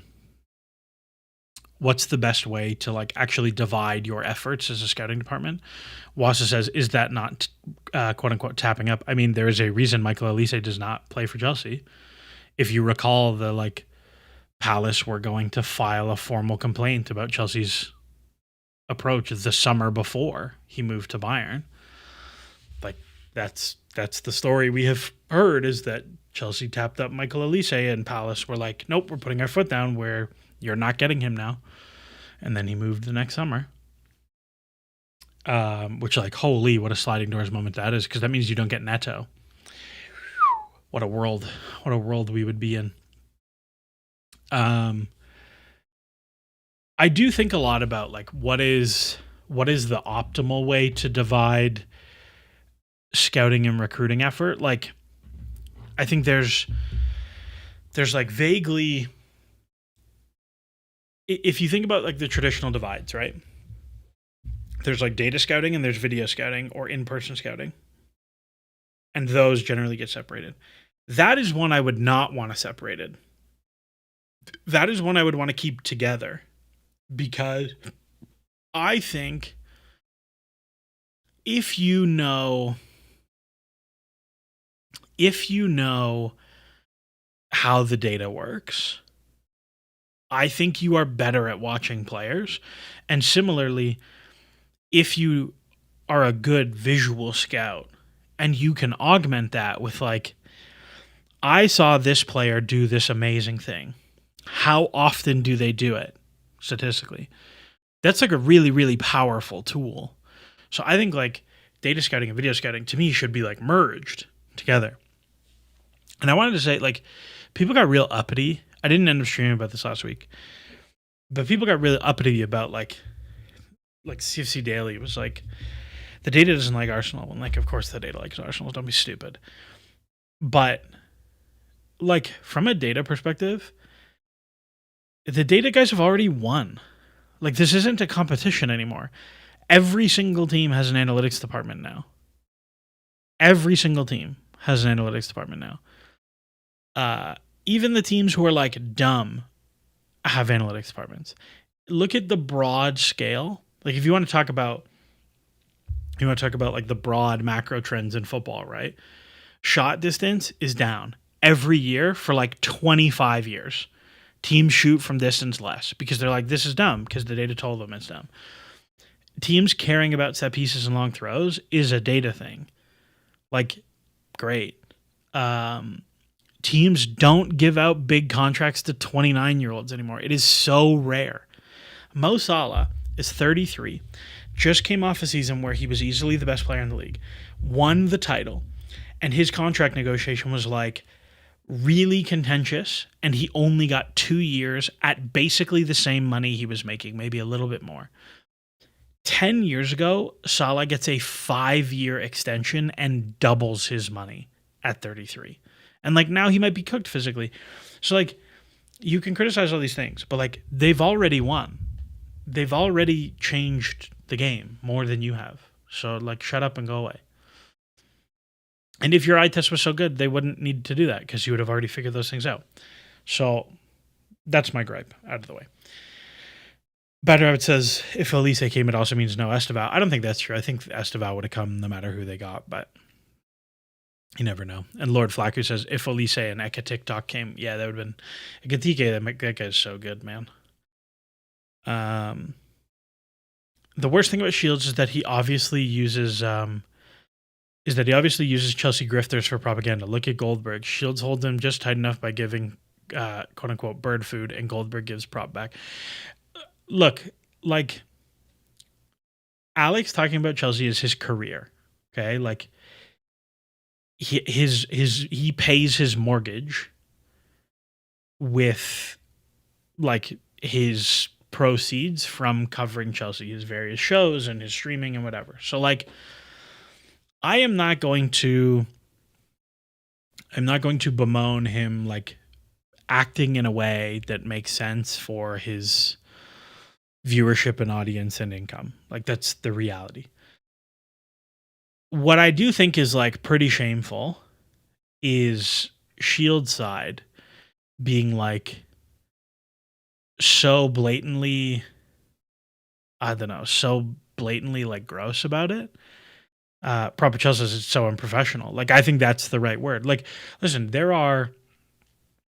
I talked to a reasonable number of like analytics staffers or coaches or GMs or sporting directors at different clubs. None of those conversations ever come out. And none of those conversations are ever, Kieran, I'm going to tell you this thing and I want you to tweet it. Like I never get the tweet something like, this team bought this player, he's so good. Like that doesn't happen.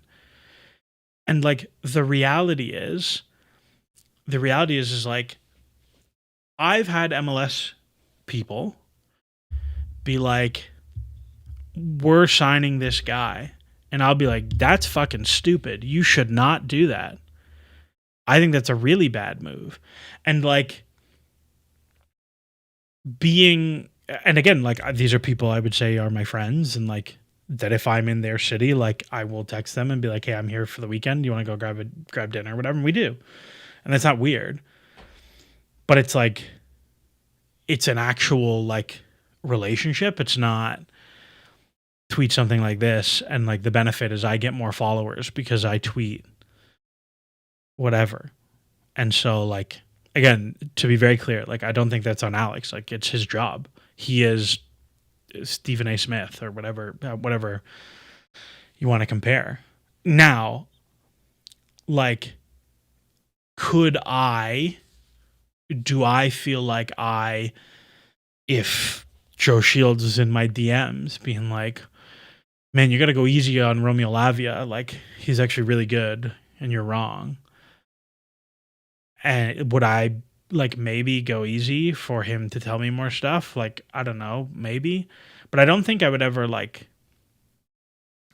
if I like actually believed something, I don't think I could like lie and say the opposite. I don't think I could do that. Bad Rabbit says, do you think the Shield's influencer crap is part of the reason the Chelsea fan base is so gross? I genuinely think that like the Chelsea fan base is like, and like this is going to be weird because like I'm having a conversation with 120 of you who are part of the online Chelsea fan base, but like the Chelsea fan base is like so disgusting sometimes that like I can scarcely believe like some of the shit I read. Like the replies to Trev's 100 Premier League appearances thing was like, what? Like, I just, some of the stuff I read, I'm like, I cannot imagine typing that out and hitting send and being like, yep, I'm okay with what I just said. Like, and I get, like, I'm 30 years old now. Like, I know when I was 15 and 16, I definitely did some stupid stuff and said some terrible things. Like, I'm sure. But, like, my God. And so when I watch, like, and I'll even put aside the things that, like, I think people are just wrong about. Like, if you think Trev is bad, I think you're wrong. I think you're wrong. I don't think there's a conversation to have there. Like, I don't know, like there's no, if you think something that's like so objectively incorrect is true, like there's not really a conversation to have there, I think. Like if you're too far off base, I don't know. But like, it's why, like if I have conversations with people about like Romeo Lavia, like I totally get why people think Romeo Lavia is good. I don't think it's an indefensible opinion. But like, the way people just like reply to stuff, I'm like, what the fuck? Like, if Chelsea lose and I am like mildly positive about any of the players, like my mentions are horrific. Like just a swamp. And it's just like there's no light fun anymore. And there's no like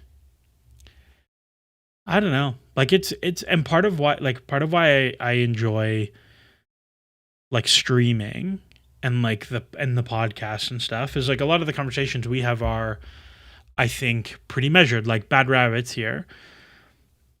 Bad Rabbits was like stop being such an asshole to Gittins. Like give him a fair shake, which was a legitimately fair criticism. Was like you are being too harsh on him because the fee is shit and that's not his fault. And like but that's a real conversation of like that was like, hey, you're doing this thing, stop doing this thing. But there are other people who are like, will like, I don't know, post a Google Maps screenshot of Reno, Nevada with like a nuclear fallout symbol or something. Just unhinged individuals.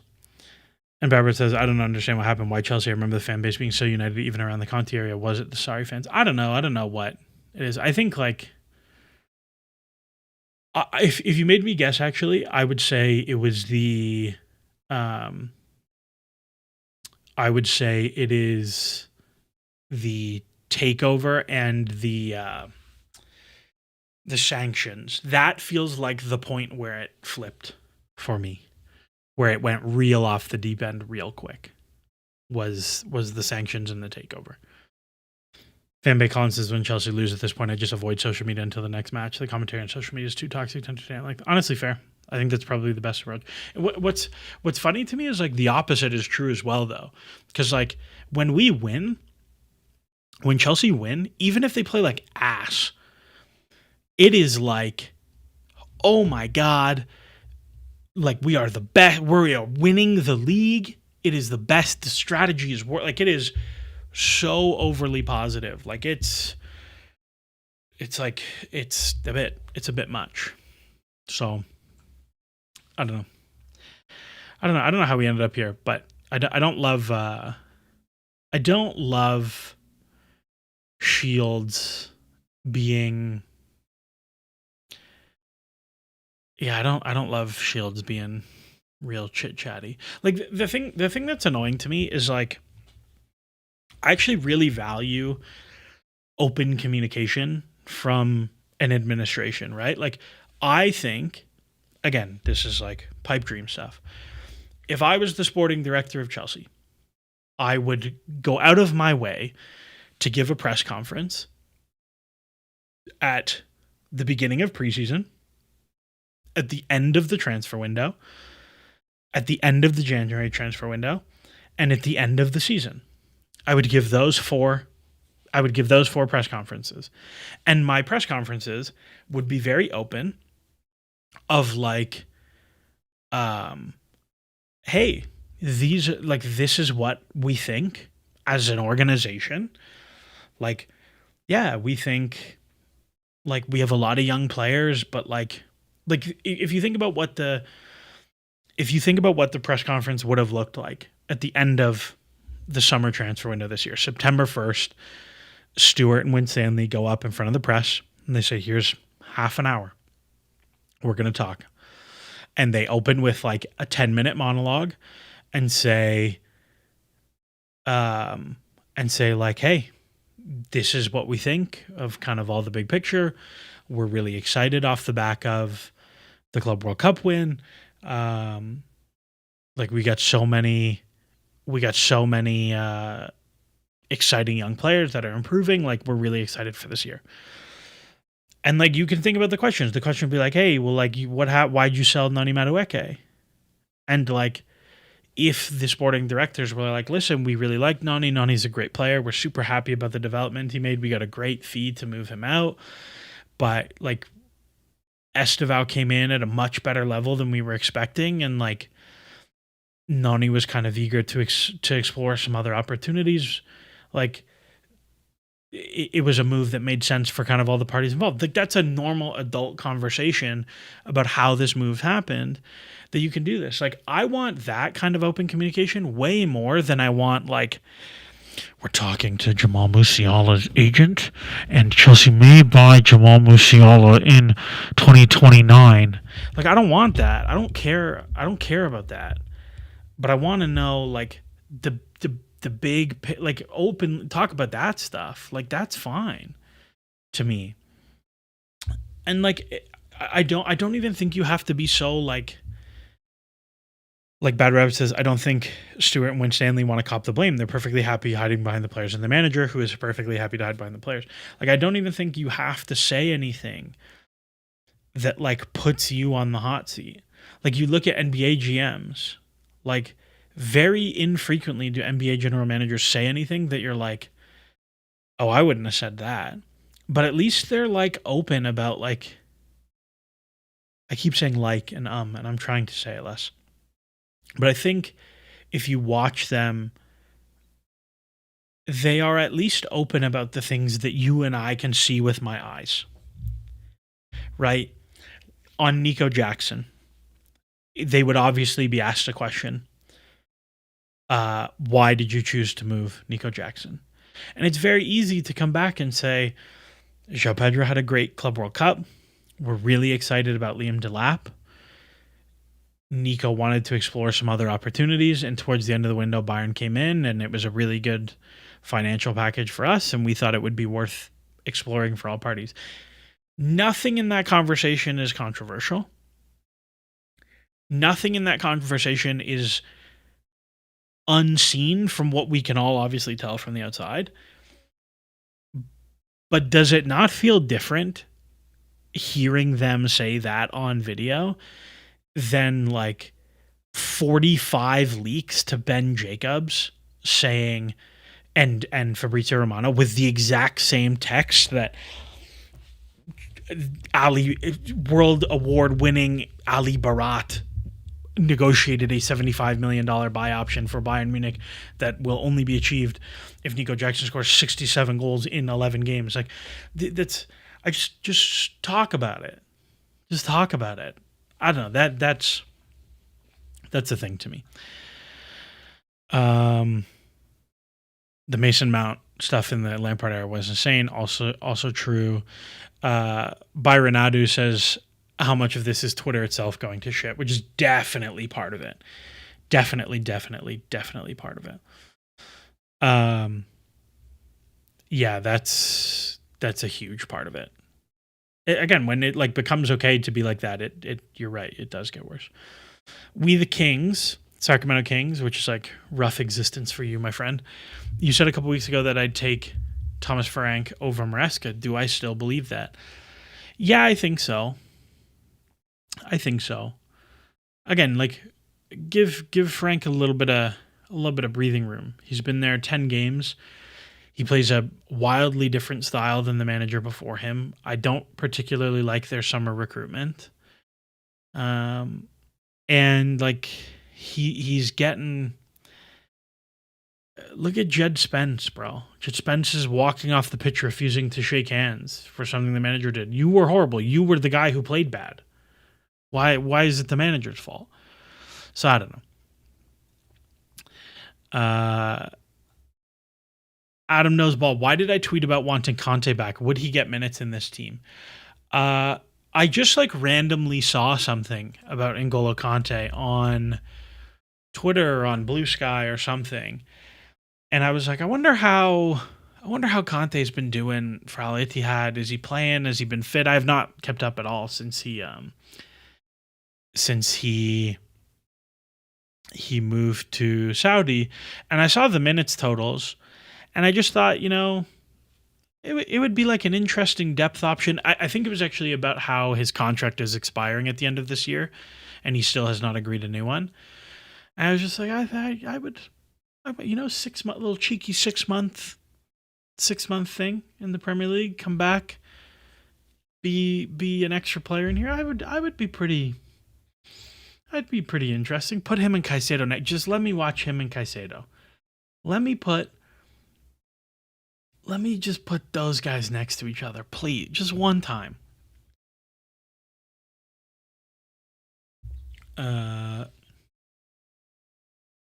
So that's where the Conte stuff came from. I think it was about his contract. I think like if he was willing to come back on not Saudi wages, I'd be pretty interesting about that.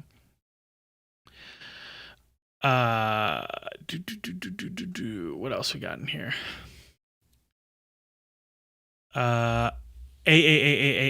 Maresca finally dropping one of our progressive cheat code midfielders between center backs to aid progression. Hope to see Fernandez do it. Yeah, I mean, I don't think you super need to do. I don't think you need to do it all the time, but I thought it was a good solution for Spurs.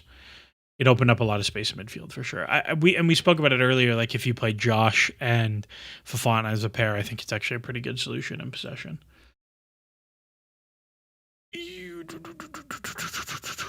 Better Up says, I do think that Spurs team is bad. They were bad last year and they didn't get better. I really did not like their summer recruitment.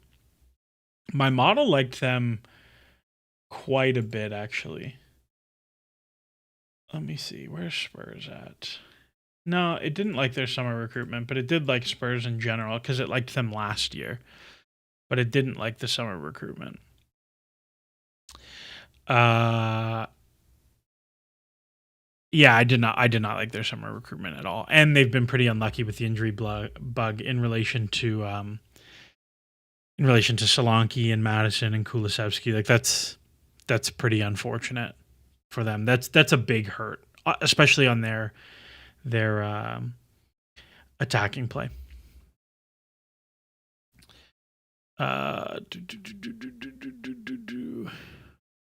Social media incentivizes conflict and exaggeration. Now the user experience overall has suffered. Totally agree. Mr. Fanbay Collins. Faban Collins. My apologies. I read that wrong earlier. Yeah, definitely agree on that one. Thomas Wilkinson says, I don't know if you know anything about a while ago, Sam, CFC Central, randomly mentioned Win Stanley to Al Hilal. Wanted to know if you heard about it. I only heard about it from Sam. Sam talks to people, so I can believe that was a thing he heard. I don't know if it may be a thing that happens in the future or a thing that's not going to happen now. I think I know we don't like the sporting directors. I think that if Chelsea moved on from them, I think they'd both find jobs fairly quickly. And I think they'd be fine. But, yeah, I don't know. Sultan says Allen versus Mahomes. Josh Allen all the way, baby. Let's go, Buffalo. Obidi says, reminds me of those MLS legacy loans during the offseason, a la Henri Lamps. Yeah, Beckham went to Milan.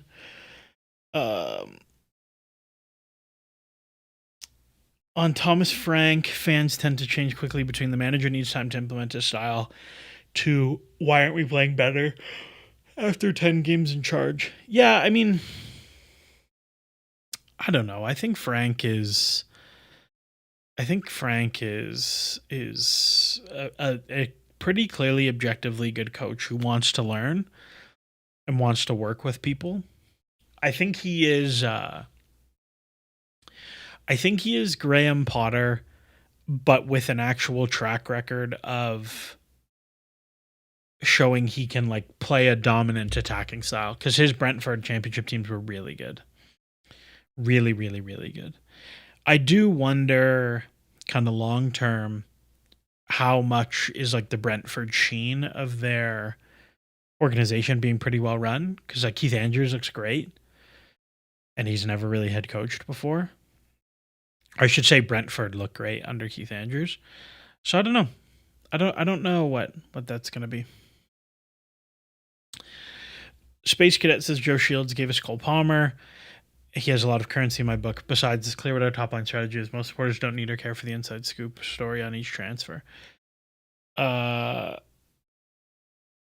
I mean, I think the Cole Palmer deal has worked out really well. I don't know how much credit you get for that one, but it has worked out very well. Bad Route says, any thoughts on the CFC London branding? I hate it. It's so weird. I got to be honest with you. This is probably my least popular opinion. I love it.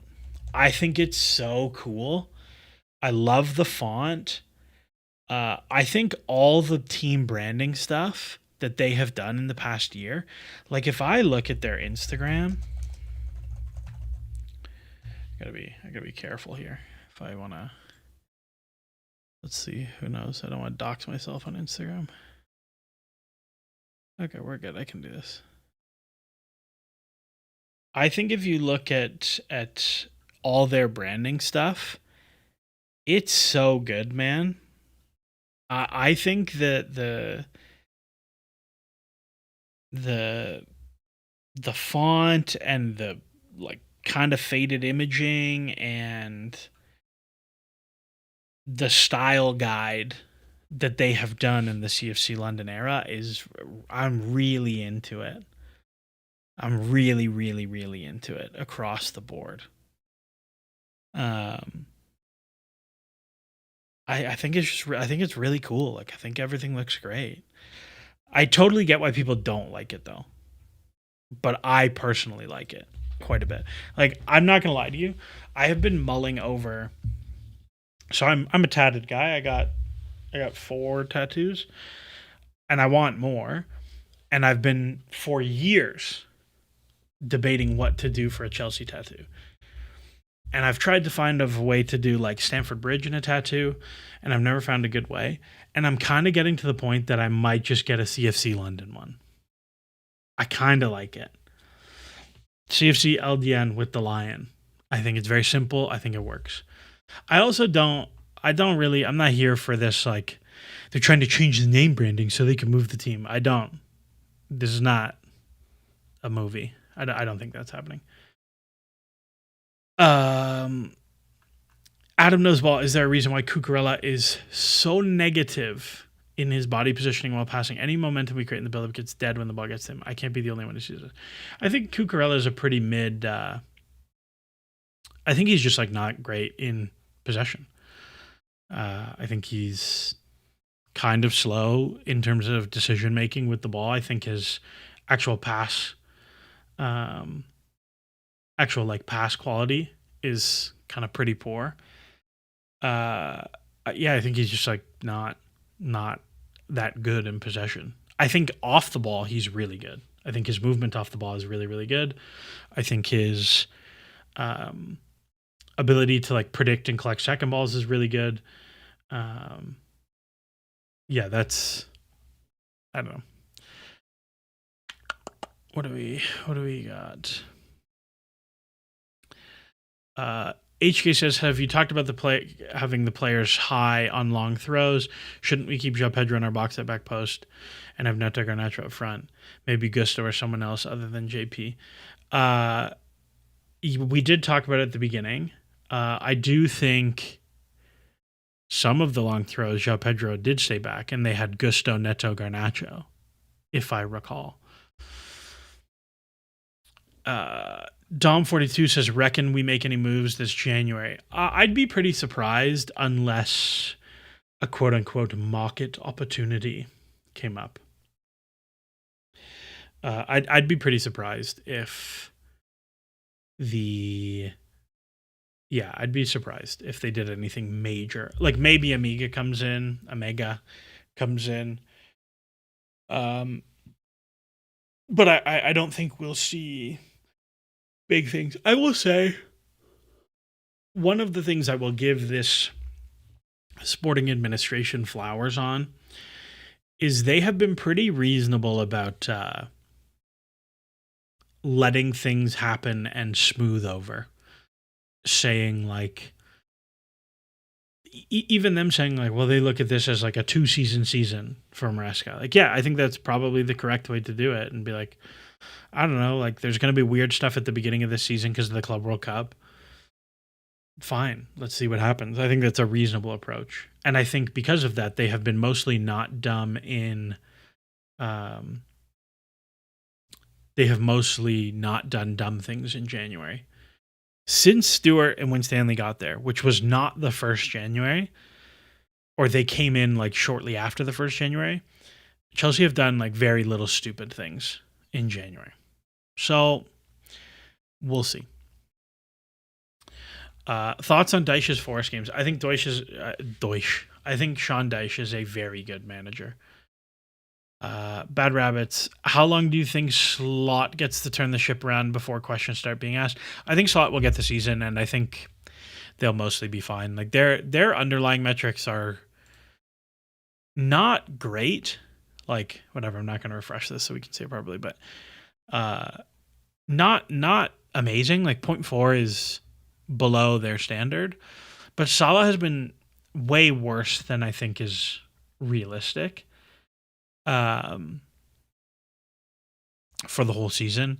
And Wirtz has played pretty poorly, and Isak is the one I look at where you're like, he gets the assist for the goal for Chelsea, but aside from that, he's been like pretty buns for Liverpool. He's been pretty buns for Liverpool, and I would expect that he'll probably be more like a 0.7 guy as the season goes on. I would not be worried about them. Are they going to win the league? No, definitely not. But we'll see.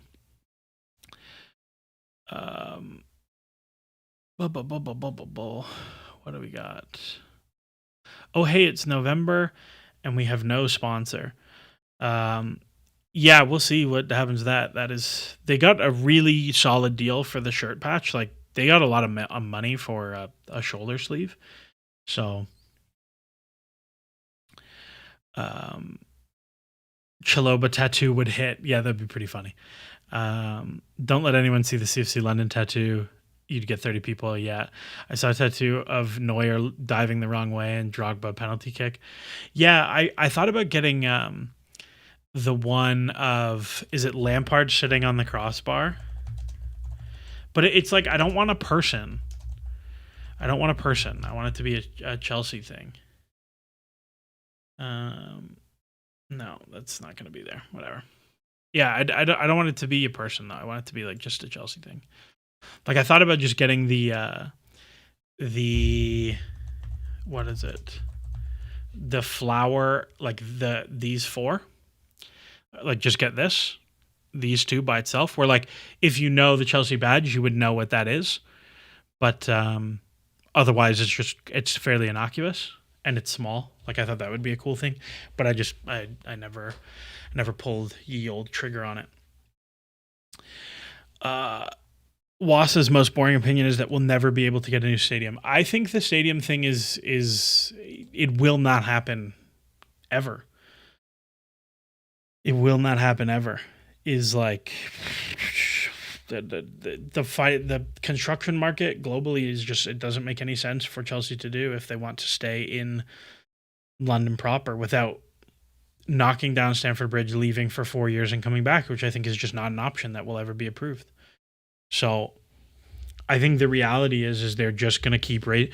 I personally think what they will do is that they will continue to raise ticket prices to such an unsustainable number that they will say, we have to do this because we cannot expand the stadium. And then eventually the CPO will cave and will say, okay, we will go play at Wembley for 3 years or whatever while you knock down Stamford Bridge and build a new one there with all the caveats that come with that. That would be like probably maybe something that could happen, but I don't know. I don't know how these things actually work. Fabian Collins says, in your opinion, what is the likelihood of Valentin Barco making his way from Strasbourg to Chelsea? I think very unlikely, in my opinion. Funny that the new guy comes in and gets the best deal we've seen this stuff for the men's team in 3 weeks with the shirt sponsor. Yeah, clearly Casper Stelvig or whatever his name was just taking the piss. Yeah. Waz says planning permission will never happen. Loans are messed, and match day revenue is such a tiny amount of proper revenue anyway. Well, I don't think it's a tiny amount. Like, I wonder if there's just a table of it so I can see. Premier League match day revenue. Let's see if they just have the number. Sure. Where? Let me find match day. Oh, where's match day? I apparently can't find it. Revenue and wage costs. I want to see match day.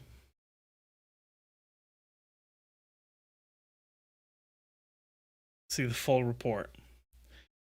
Let's see the full report, guys. We gotta find it. Match day. Match day.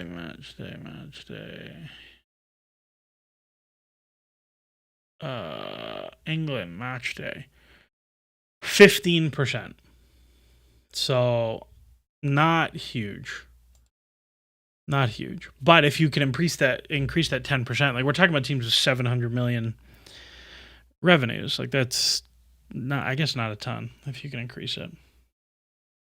The other thing, I think this is probably somewhat deceptive because of I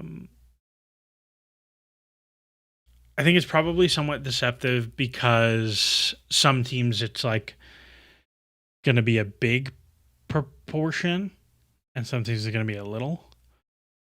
I don't know. That is a weird thing to think about. Like I'd be curious for like Spurs. I'd be curious just to see matchday revenue Chelsea compared to Spurs, for example, or Arsenal. Anyways, so I think you'll get some weird stuff. The other thing that Chelsea could do that I think would be probably net beneficial is hosting events at Stamford Bridge, being an alternative venue to White Hart Lane, which is like not really possible on the grass pitch. But these are not my problems to deal with. I'll let the finance guys handle it. I don't really care as long as we can continue getting good players. The Stamford Bridge sightline issue is so amazingly intricate and stupid, but is such a big issue. It is very fun. It is very fun. It is very, very, very fun. I wonder if there's been any work done into if there's an actual advantage on the pitch with a smaller stadium, and thus how much per season those points would be worth. Yeah, I mean, there's lots of stuff on like home field advantage. There's actually, let me find the plot and then see, because I don't want to out anybody because it was in a group chat. But let me find the plot.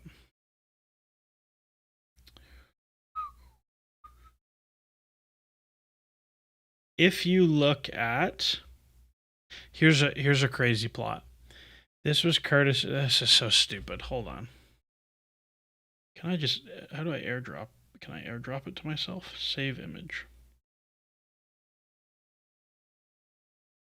Nope.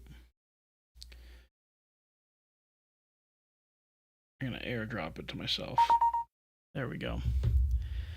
Okay. So this is downloads. Can I just do this? Will this work? Okay, so this is home winning percentage in the NWSL versus attendance. And all you can see is like it tracks almost exactly that if people go, you win more. If people win more, like, or if people go, you win more. Like that is the closest thing I've seen, which I think is pretty fun. So we'll see. On the whole, can we keep getting good players now? Do you think the transfer business has been better or worse than the last 2-3 years of the Roman regime? Let's go look. My guess will be worse, but probably not that much worse. This was a terrible window. Lukaku at his age and honestly not amazing goal scoring record was like obviously going to be dumb. And then like there's a lot of sales here like that you're like, oh man, probably would have liked to keep some of those guys. I really like the Havertz deal. I really like the Timo Werner deal. The Chilwell deal was rich for me, but I wasn't that mad. I like the Ziyech deal. I like the Mendy deal. I like the Sarr free transfer. I like the Silva free transfer. I was fine with all these outgoings. I like the Kovacic deal. That is a transfer ban. I hated this window for Sarri. I don't know. It's probably about the same. This was a terrible window. I remember being in an airport the day we signed Timo Bakayoko in Vancouver and being like, nice, we signed Bakayoko. And I was not happy. Actually, I quite like Bakayoko, but it didn't really work out. So I don't know, not that much worse.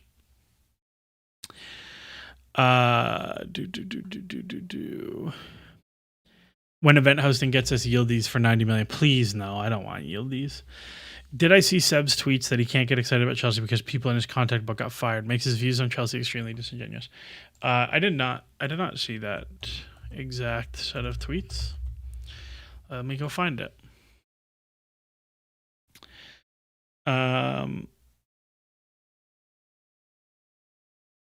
Will still got sacked. That's pretty rubbish. Yikes.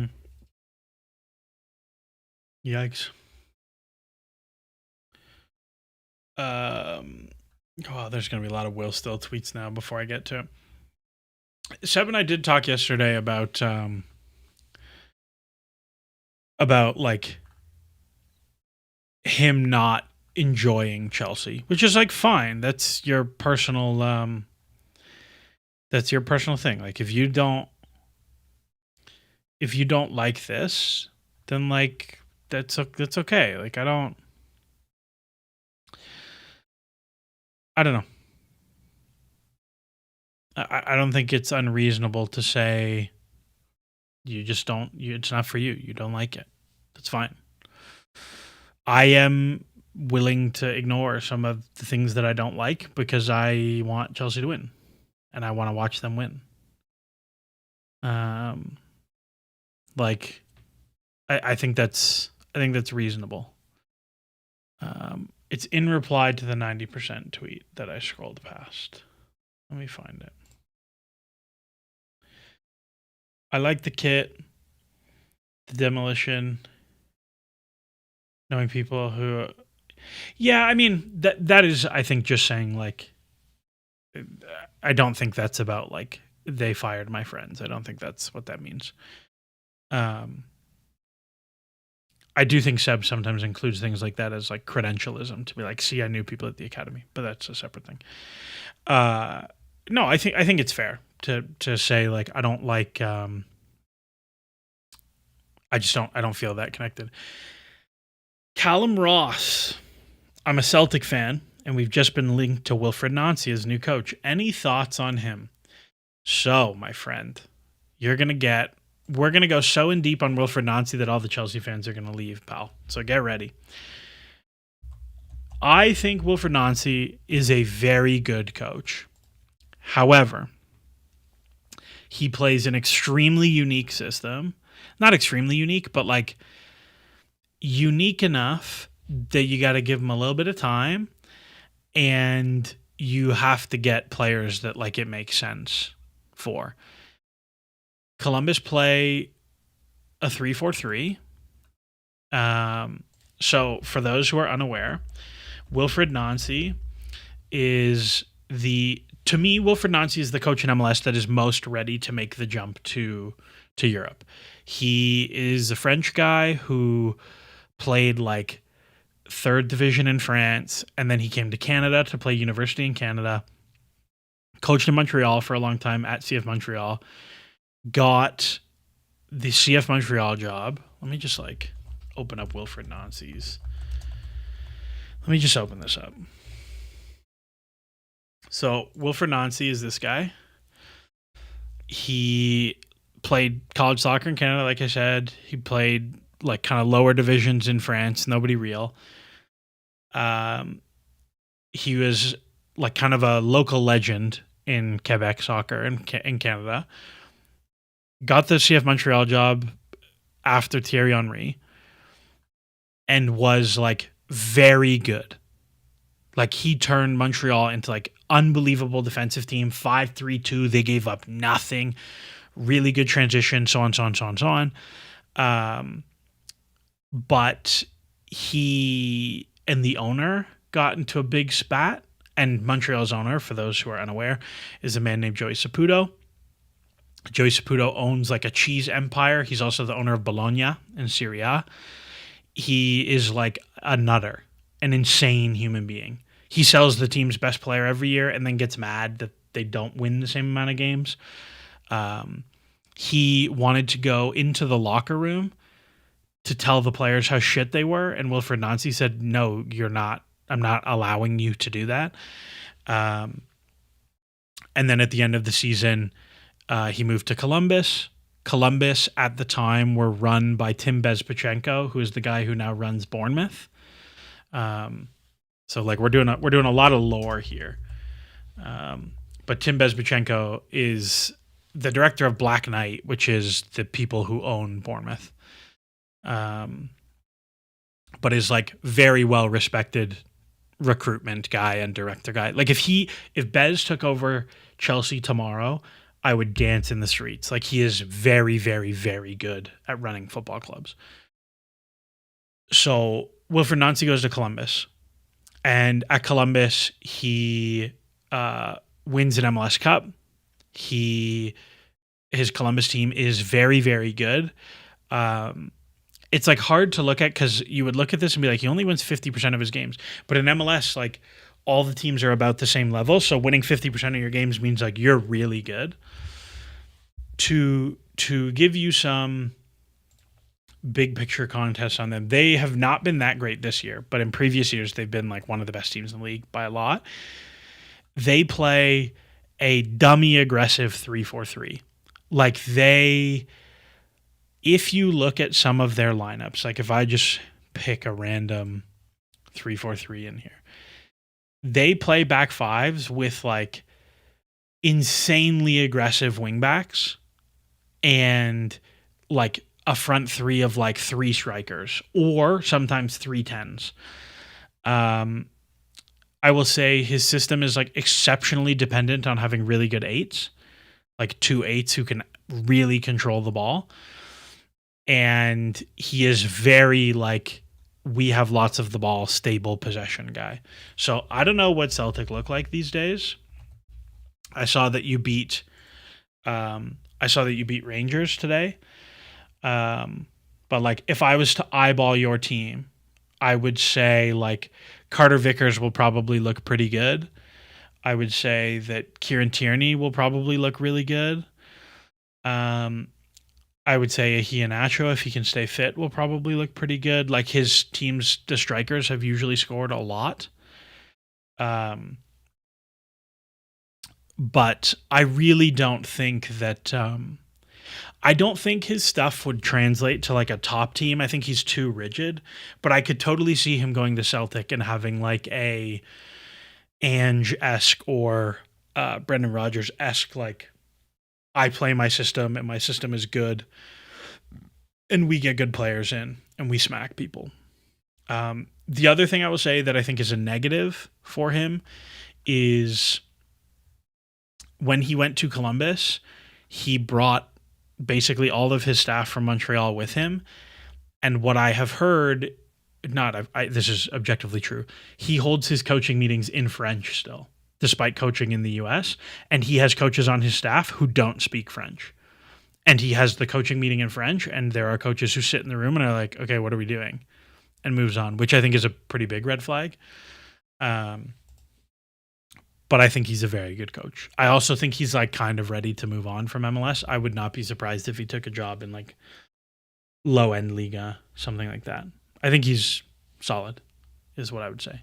If I was a Celtic fan, I'd be pretty happy to hire him.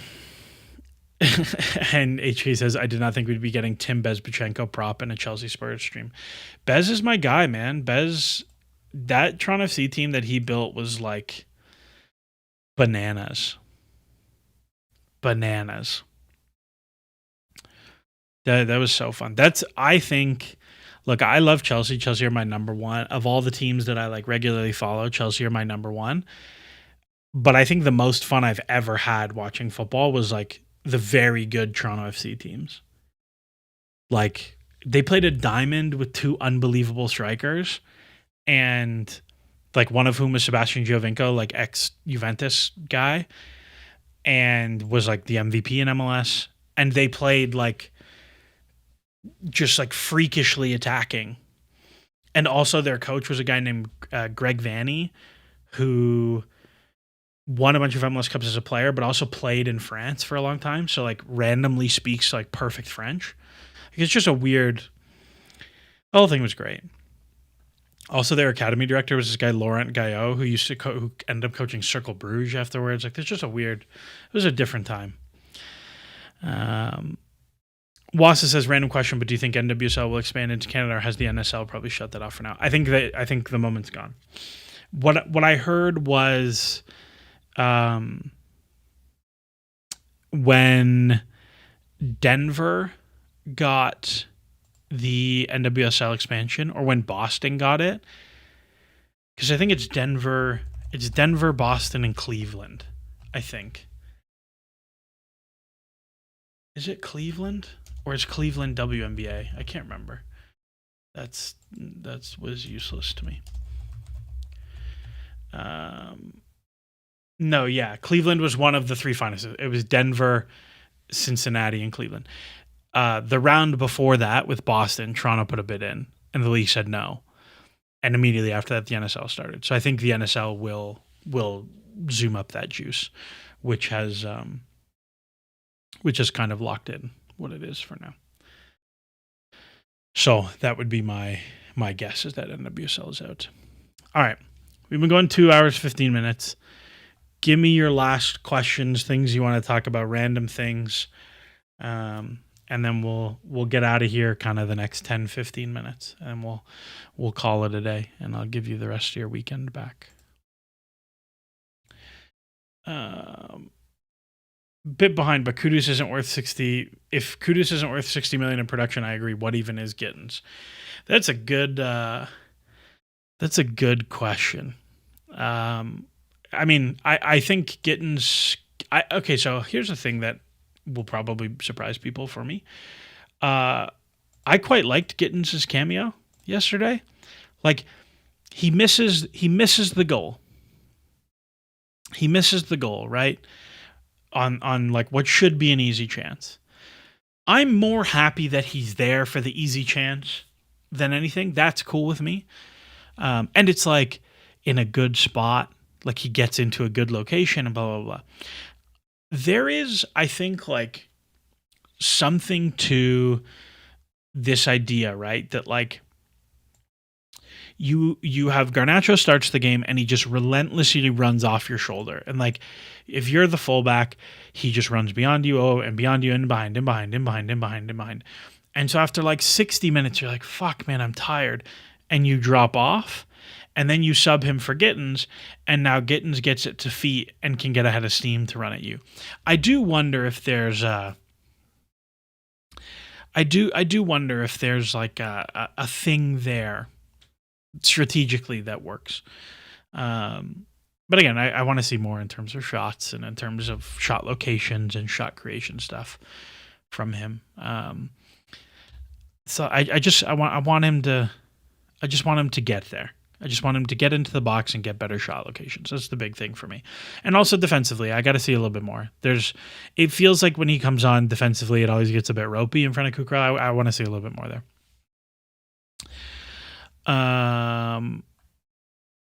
Would I consider making a video dedicating a stream to go through the Strasbourg squad, ranking the likelihood of the thing? Well, we can do it right now because I don't think there's that many players that I think have any chance of playing for Chelsea. So we can do it right now. Penders will play for Chelsea. High degree of confidence. I think it'll be a while, but high degree of confidence. I would not expect Barco to ever move to Chelsea. I would say Barco is like 3 out of 10. I would say Penders is like 9 out of 10. Panicelli, I'd say like 6. If he keeps being this good, it'll happen. Sarr, I think, will play games for Chelsea, but will not stick. Ouattara, I do not low, like 2-3. Sarr, I'd say like 6-7. 6-7. Panicelli, I'd say like 7. Moreira has already played for Chelsea, but I would be pretty surprised if he came back. I'd say 1. Doucouré, I think 1 or 2. Hogsberg, I'd say like 2 or 3. I think actually there might be some interest there, but I don't know. 2-3, 2-3. Gueladue, I think it would not be surprising. I think if Gusto moved, if Gusto moved, I think Gueladue would come in. So I'll say 5-6. Chilwell will not come back. Pais, I have publicly said before I'd be pretty surprised if not pretty surprised, but I don't think Pais will ever play for Chelsea. So I'll say 5. Godo, I don't think so. Gonçalves, I don't think so. Omega definitely will. So 10. Omobamidele, 0. Mwanga, 0. Amugu will not come back, 0. Enciso, 1. Nanasi, 0. And then all these guys 0. And then Bakwa, I think maybe. Probably like 4, maybe. I think really it's just like, I think of the whole squad, it's like Due, Pais, Panicelli are like the 3 that aren't already owned by Chelsea. That I'm like, well, Pais is owned by Chelsea. It's like Due and Panicelli, I think is really it. Maybe Hogsberg, maybe Oyedele. I don't know. I don't think there's a bunch of guys there right now that will. Schurzilla 99. Been busy with school. Haven't kept up with the team much during the start of the season. How much should I know about our season so far? Underlings with 11v11 are good. Teams playing okay. Lots of red cards. That's like the 3. That's the Coles notes. Winning even on us again. Targets ideal outgoings next summer. Shorten a lot of the like peripheral guys who are taking up wage budget, and then I would re-up. I would re-up the young player gamble pool. Of like 10 to 12 million cost guys that you want to just player trade. And then I'd be looking pretty hard at what you want to do in attacking positions. Who's staying? And then like if you can get a really good deal on a center back, sure.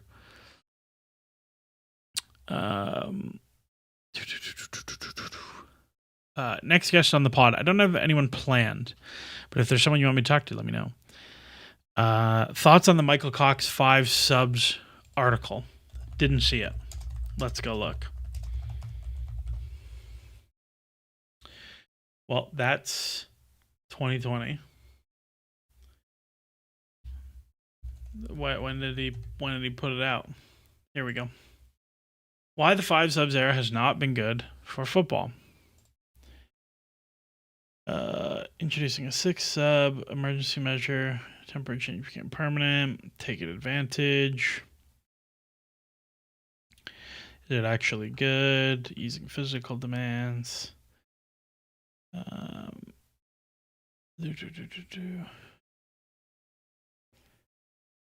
Are sprinting more than ever. I mean, I think that's a good thing. The danger, though, so frenetic, talented technical players are denied an extra half-second artificial tempo. It's not artificial. It is high tempo, though.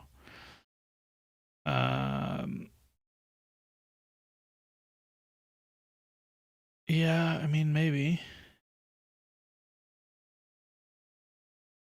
Yeah, I don't find this particularly. I personally don't find this particularly compelling as an argument. But like, I think it's true that it does hurt weaker teams, but I don't really care about that. So, whatever. Very random, but how left field of a shout is Justin Cochran to Celtic/Southampton? I don't even know who Justin Cochran is.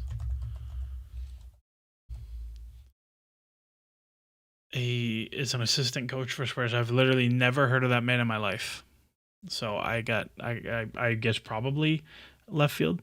Ninja Gecko says, if you're from Toronto, does that mean you speak French? Je parle un petit peu de français. I speak a little bit. We learn in Canada, you have to learn until grade 9.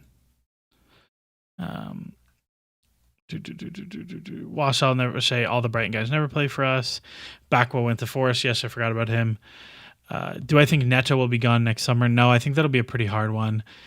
Do you still think we will comfortably get top 4 as Man U our current biggest contender? I would probably have it pretty actually, I'm pretty curious what I wonder what the betting markets say.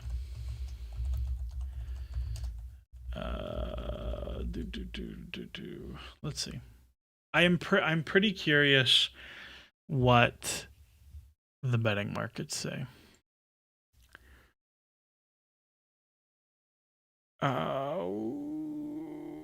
Chelsea 37% at Champions League, but 37 of a real long list of nobodies is interesting. Let's see what the betting markets have.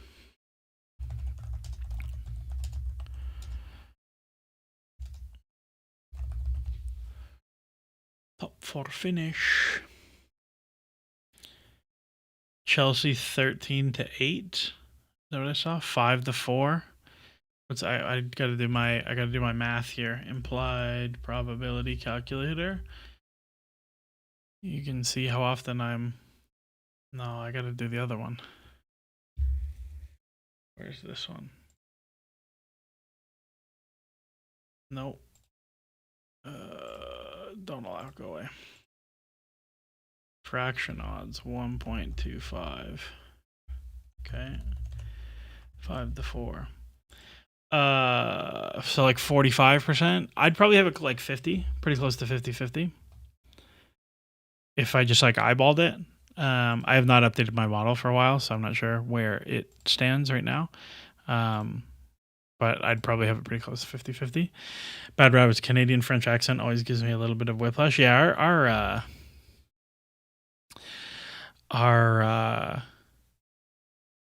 the French Canadian accent is very strange. Quebec, the Quebecois accent. Obidi says STHS burner, striker pod, or Sab. STHS burner has me blocked. No idea why. I've never really interacted with that person. Sab, I don't know. I've less issue with the 5 subs than most managers don't utilize the extra subs effectively. I mean, this is the thing. Like, you can't be like, it's 5 subs and be like, well, most managers only make 4. So, like, what? You're going to make it 4 and they're still going to use 4? Wassa says, I think if everyone comes back and no major injuries, we should pretty easily qualify for Champions League. I don't know about pretty easily, but I do think Chelsea are better than the teams around them, particularly if Cole Palmer comes back. So we'll see. I think it's really going to depend. It's really going to depend how Chelsea come through, like, not this stretch, but like Arsenal, Leeds, Bournemouth, Everton, Newcastle, Villa, Bournemouth, City, Fulham, Brentford. Like, that is just a murderer's row of, like, Palace. That's a murderer's row of, like, pretty tough games. If you come through that with like a decent win stretch, you come out the other side of that, you get West Ham, you get Wolves, you get Leeds, you get Burnley. Like, it's not so bad. And then the end of the season is like pretty tough. So we'll see. Did I see the plan is for Palmer to play 30 minutes against Burnley? I will believe that Palmer is back on the field when he is back on the field. When do we play Burnley? So that would be what, like 2 months out? Maybe. I could believe it. I don't know if I would be. I don't know if I'd be rushing him for Burnley. Like, I'd probably be looking at Arsenal. Like, can you get him to a point that he's fit for Arsenal? That's that stretch there. But you're going to have to be so careful. You can't play him 90s every game. You can't play him every 3 times a week. Like, you just got to manage it.